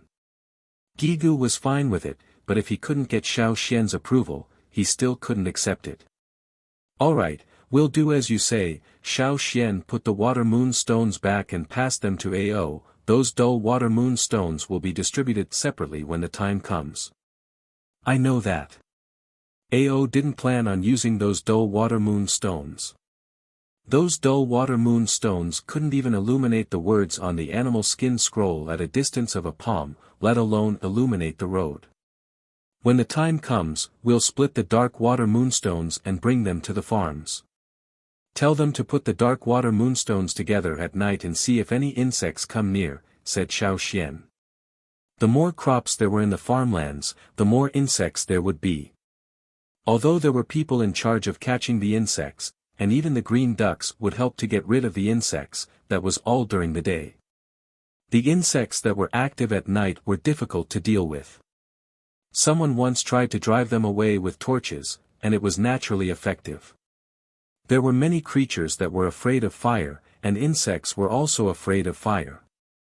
However, they couldn't let the patrolmen drive them away with torches the whole night. Maybe it was because the aura of the Yinjiao people was too strong, but many birds didn't come near, and even fewer came at night. As a result, the nocturnal insects were even more rampant. The warm weather, the moist riverside, and the large farmlands were really a paradise for mosquitoes, especially those that came from the depths of the forest where ferocious beasts were everywhere. They were very annoying. Now, they just happened to have some useless water moon stones to try.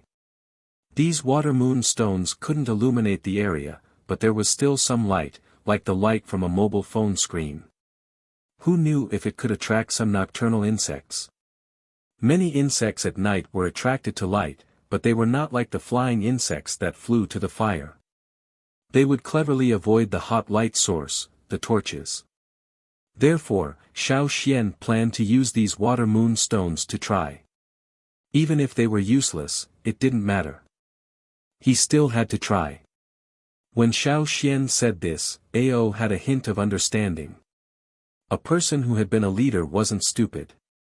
You mean, the insects that are active at night might like the light from the water moon stones? Ao had the experience of walking outside at night with a water moon stone. He had also encountered some flying insects that kept approaching him, but at that time, he didn't think of the water moon stones. He only thought that it was because of himself. Now that he heard what Xiao Xian said, could it actually be the water moon stones? There are many insects that come out at night. They like the moon, but the moon is too far away for them to touch. If there are water moon stones, I don't know if they will be attracted to them. Xiao Xian explained. I see. Ao suddenly understood. At the same time, he thought to himself, this kid is indeed the Grand Elder. He knows a lot. We'll know when we try. Xiao Xian couldn't be sure without trying. There were definitely insects that liked the light, but he didn't know how useful these dim water moon stones were. The people of the drumming tribe should know about this, right? Ao asked again. Not necessarily. The drumming tribe used to be protected by the primitive fire seed. Many insects didn't dare to approach directly. Moreover, the river hadn't disappeared at that time. The insects on this side of the forest couldn't fly over. The insects on the other side of the forest couldn't cause much trouble. Now, although the two sides are close and some insects can fly over, the people of the drumming tribe use the water moon stones sparingly. It's unlikely that they know about this. But we can ask them. Xiao Xian said. You're right. Ao almost forgot that the primitive fire seed was a deterrent to many creatures. The core area of the drumming tribe was not as large as that of the Yinjiao tribe. The areas closer to the fire seed were more protected. Ao took the animal skin bag to the house by the river bank, where the chief of the drumming tribe, Fan Mu, was waiting. He looked very nervous. They also knew that the quality of the water moon stones was not as good as before, but these were already the best they had made during this time. Seeing Ao coming, the people of the drumming tribe looked at him expectantly. What did the Grand Elder Xiao Xian say? Fan Mu asked. We'll take 30% of the previous price. Ao said. Hearing that they could get 30% of the price, the people of the drumming tribe were surprised. In their opinion, 10% was too low. After the surprise, Fan Mu said seriously, thank you. Of course, he knew that the Yinjiao was taking care of them. Otherwise, if they took the water moon stones to other places, the price would be reduced to less than 10%. For this, they were very grateful. The people of the Yinjiao were all good people.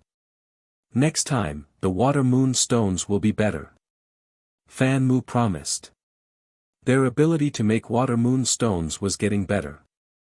The moonlight was getting brighter, so it was easier to make water moon stones. In the future, there would be more high-quality water moon stones. Otherwise, they would be too embarrassed to take them out to pay off the debt. By the way, how do you deal with the slightly dim water moon stones in your tribe? Ao asked. Well, we keep them for ourselves. Fan Mu was surprised. Those water moon stones that could not meet the requirements of lighting could only be regarded as the waste of the drumming tribe's practice of making water moon stones. If they didn't keep them for themselves, would they sell them? Wasn't it shameful? Your water moon stones. If you don't need them, don't throw them away. Ao said hesitantly. He was not sure whether Xiao Xian's night plan would work, but if it did, they would need more of those dim water moon stones. After all, the cost of those stones was low, so they could be used as waste. The people of the drumming tribe looked at Ao in confusion. They didn't understand what he meant. The first elder may need some of these water moon stones. Ao wanted to talk about their plan, but after thinking about it, he stopped and directly mentioned Xiao Xian. The people of the drumming tribe didn't seem to know whether the water moon stones could attract insects or not. But I don't know if it will work. He has to try it first, and then I'll tell you. Ao Jia said. Okay. Fan Mu said quickly. After returning to the drumming tribe from Yanjiao, Fan Mu told the shaman. The shaman of the drumming tribe was very grateful to the Yanjiao when he learned that the water moon stones could be sold for 30% of the normal price. The dark water moon stones were another surprise. Although I don't know what the first elder Xiao Xian of Yanjiao wants to do, I hope he can succeed. The shaman said, if they need it, we can give them all of our water moon stones. Yes, I think so too. Fan Mu said. Those dim water moon stones were just the failed products of their practice. They were useless in their hands. If the Yanjiao needed them, they would give them all to the Yanjiao to thank the Yanjiao for taking care of them. That night. During this time, the two moons in the sky were no longer crescent moons. They were much brighter. However, compared with the full moon, there was still a gap. Even so, if the two moons directly shone on the ground, those dim water moon stones might not be able to compete with the moonlight, and the effect would be greatly reduced. Fortunately, there were clouds in the sky tonight. Most of the time, the two moons were covered by clouds, which made it easier for Xiao Xian to carry out his plan. Xiao Xian looked at the clouds in the sky, and carried a bag of water moon stones to the farmland. Chapter 631. When Xiao Xian arrived at the farm, Ao and the guards were already waiting there. They were all holding tools in their hands. Other than their own hunting weapons, there were also tools for guarding the farm, such as large nets made of vines, nets made of long poles, and giant bombs. These were usually prepared, but most of them were only used during the day. They were rarely used at night. Is everything ready?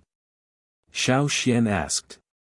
Yes, we were just waiting for you to start, Ao said. The farm guards who were called over were still puzzled.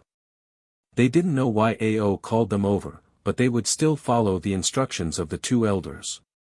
Xiao Xian looked around and asked one of the guards, where are the bugs the most at night? Where are the bugs the most? The guard thought for a moment, then pointed to Xiao Xian. Over there. The crops planted there were more precious, mostly given by Ji Ju. It was also close to the 1,000-grain gold. Then let's go there and try. Xiao Xian walked over with the water moonstones in his hand. The two moons in the sky were covered by clouds not long after they came out, and the moonlight on the ground quickly disappeared. The bugs that were chirping somewhere paused when the moons disappeared, then continued chirping. It was very dark, but with everyone's familiarity with the farm, they wouldn't accidentally walk into a ditch. Even though it was dark, with their eyesight, even if they couldn't see clearly at night, they could still see the nearby scenery with the fire burning on the ground. Xiao Xian did not start at the edge of the field, but at a place a little distance away from the field. He poured out the inferior water moon stones from the animal skin bag, piled them together, and arranged them into a circle. Extinguish the torches, everyone back off, Xiao Xian said. The people around him followed Xiao Xian's instructions and extinguished all the torches they were holding. Because of the banquet, many of the patrolling and guarding warriors were very thrifty. They rarely used water moonstones for illumination. Although they didn't think that the banquet would make their tribe poor, they felt that it was better to be thrifty. That was why when they knew they were going to prepare for the showing-off banquet, everyone started saving up. In the tribe, they wouldn't use water moon stones if they could use torches. Even though the Flaming River Grand Banquet had ended, they still didn't change this habit. That was why when Ao came to ask them, they couldn't tell if the water moonstones attracted insects because they had been using torches recently. The surroundings were dark, without any light. This made the area where the water moonstones were placed very obvious. Every single water moonstone was relatively dark, but when dozens of them were gathered together, the brightness also increased by a lot. Even though the brightness was still not comparable to that of a high-quality water moonstone, it was superior in that there were many of them. When they were gathered together, the area of light would increase. After retreating, Xiao Xian concealed his aura and tried his best to hide his presence. The others had already received Ao's instructions and knew what to do. When Xiao Xian and Ao concealed their auras, they quickly followed suit. But they all stared curiously at the area where the water moonstones were placed. What could those dim water moonstones do? Fish for insects. The surroundings were very quiet. There were faint sounds coming from the mountain where the tribesmen lived. There were also the sounds of insects in the nearby forest, but no one paid attention to them. Xiao Xian listened carefully to the sounds around him. In the fields, there were some man-made ditches with flowing water. The night wind blew and the leaves of the crops rubbed against each other, making a rustling sound. Xiao Xian tilted his head slightly and listened carefully to the sounds coming from one direction. It sounded like it came from the fields. Swoosh, swoosh, the sound of jumping came towards them. There were also the sounds of wings flapping rapidly in the sky. Those were the flying insects that were active at night. A slender figure appeared at the pile of rocks where the water moonstones were placed. The black figure was rather conspicuous among the pile of water moonstones that were emitting a dim light. It worked. Xiao Xian was delighted. When they saw the figure, the soldiers who had been staring at the farmland raised their eyebrows. Although they couldn't see it clearly, they knew what kind of insect it was just by looking at the figure. That kind of insect was one of the few that troubled them the most because it often moved above ground. It was underground during the day and only came out at night. They couldn't guard against it unless they built underground fences to block it. Moreover, that kind of insect wasn't afraid of the insect-repellent grass they burned. Even smoke couldn't drive them away. Every morning when they saw many more wormholes on the leaves of the fields, they gritted their teeth in anger. Who would have thought that the dimly glowing water moonstones placed there could actually attract those troublesome insects over? Almost at the same time as that insect, other nocturnal flying insects flew over from the sky. There were more and more of them. Soon, probably because they felt that there was no danger around, the other insects hiding in the trees, on the grass, and in the fields all flew over as if something was attracting them. There were more and more black figures covering the water moonstones. They were big and small, long and short, winged and wingless, jumping and flying insects. They all started to gather there. Some even fought to get the spotlight. When the pile of water moonstones was almost completely covered by the insects and the air was filled with the sound of flapping wings, Xiao Xian shouted in a low voice, "Move!" In an instant, the people holding the nets rushed over like arrows. With a few whistling sounds, the densely packed flying insects in the air were caught in the nets and then swatted down. Pa! The flying insects in the nets were flattened. The insects on the ground were continuously swatted by the people holding the giant nets. At this time, the closer the insects were to the pile of water moonstones, the harder it was for them to escape the swatting range. After everything was over, Xiao Xian held a wooden stick and used the light from the water moonstones to look at the different types of insects. Some of the insects on the ground were not flattened but they had lost the ability to move and couldn't go far. Xiao Xian was about to go on a long journey and they were going downstream along the flaming river. Hence, the insects they would encounter might be similar to these. He wanted to see what kind of insects they had. Xiao Xian picked up a few insects and put them in a cloth bag he brought over. The insects he picked out were all intact and were rarely seen. Some of them looked very fierce and had poisonous stingers or fangs. The camouflage on their bodies made them easy to miss. If they weren't caught at night, they might not be noticed even if they saw them in the day. He had to let the people who were going on a long journey take a look so they could be prepared. Ao had already ordered people to clean up the area and put the flattened insect corpses together. When the people who were taking care of the fields came tomorrow, they would see if they could make it into fertilizer. "How is it?" Ao came over and asked Xiao Xian. He looked quite happy. How could he not be happy? He knew that these useless water moonstones could attract insects. Although it might not solve the root of the problem, it could at least reduce the insects' harm to the fields at night. It was effective. That was enough. "It's all right, but there are limitations. The insects we caught might not only eat the crops," Xiao Xian said. "Also, if there are no clouds at night, these insects might not be as effective. It's more effective to use high-quality water moonstones." "Of course I know that, but the insects that eat the crops are still the majority. As for the moonlight, judging from the sky, there might be clouds at night these few days. Even if it's just blocking the moonlight for a while, it's fine." Ao was already prepared for this. He didn't expect it to be effective, as long as it was effective. It was better than wasting the water moonstones and not being able to catch a single insect at night. "Then we'll go to the drumming tribe tomorrow and get some more water moonstones?" Ao asked. "Sure." This was also a type of trap for insects at night. The next day, Ao went to the other side of the river to find the chief of the drumming tribe.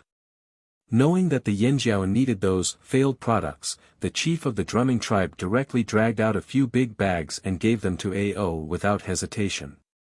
Even if Ao wanted to give them a price, Fan Mu firmly refused. For the people of the drumming tribe, these were really useless. It would be a waste to keep them in the warehouse. They couldn't sell them at a high price, so they just gave them all to Ao. However, Ao didn't take all of them. He took nearly 2/3 of them and left 1/3 for the people of the drumming tribe. By the way, he told the people of the drumming tribe about what happened last night, which was agreed by Xiao Xian. The people of the drumming tribe were now short of food. Although they didn't like to eat insects, the insects that flew out from the forest on the other side of the river tasted good. Moreover, those insects had already begun to fly across the river. It was just that the people of the drumming tribe lived too close to the fire pit where they used to put the fire seed. Even if the fire seed no longer existed, there were still some remnants of its smell in the fire pit, so those insects didn't dare to fly close. "You can do this." Fan Mu felt very curious. They had owned the water moonstones for so long, but they had never seen such a situation before. "You can try it from afar. Maybe you can catch some insects," Ao suggested. "Thank you for telling us." The people of the drumming tribe were very grateful that the people of the Yanjiao tribe were willing to share their experience and skills. That night, they let the people on patrol try it. They really caught some insects and roasted them for supper. On the other side of the Yanjiao tribe, the waste water moonstones were distributed. At night, when the moon was covered by clouds, the sound of snapping could be heard in the farmland. "Hey, be gentle. Don't slap them all into fertilizer. Let's see if they can be eaten." Someone waved a net and shouted. "I know." The person holding a giant net made of rattan answered while slapping. After they finished patting, they would clean up the ground and pick out the large insects that were still intact. They would eat those that were edible, and put those that were inedible aside to be used as fertilizer by the farmers. As for the insects that they did not recognize, they would carefully try to eat them. For the people of the Yanjiao tribe, eating insects wasn't a big deal. This kind of situation could be seen in several places around the farmland. For a long time after that, the guards of the Yanjiao tribe had one more activity at night, guarding the water moonstones and waiting for supper. You're tuning in to the Han Li's Wuxia Chronicles YouTube channel. We're so grateful for your support, and don't forget to subscribe to join us on this incredible journey through captivating stories. Your generosity through donations truly makes a world of difference, as it's the primary source of revenue that allows me to expand and enhance this channel for you. Thank you from the bottom of my heart for being a part of this adventure.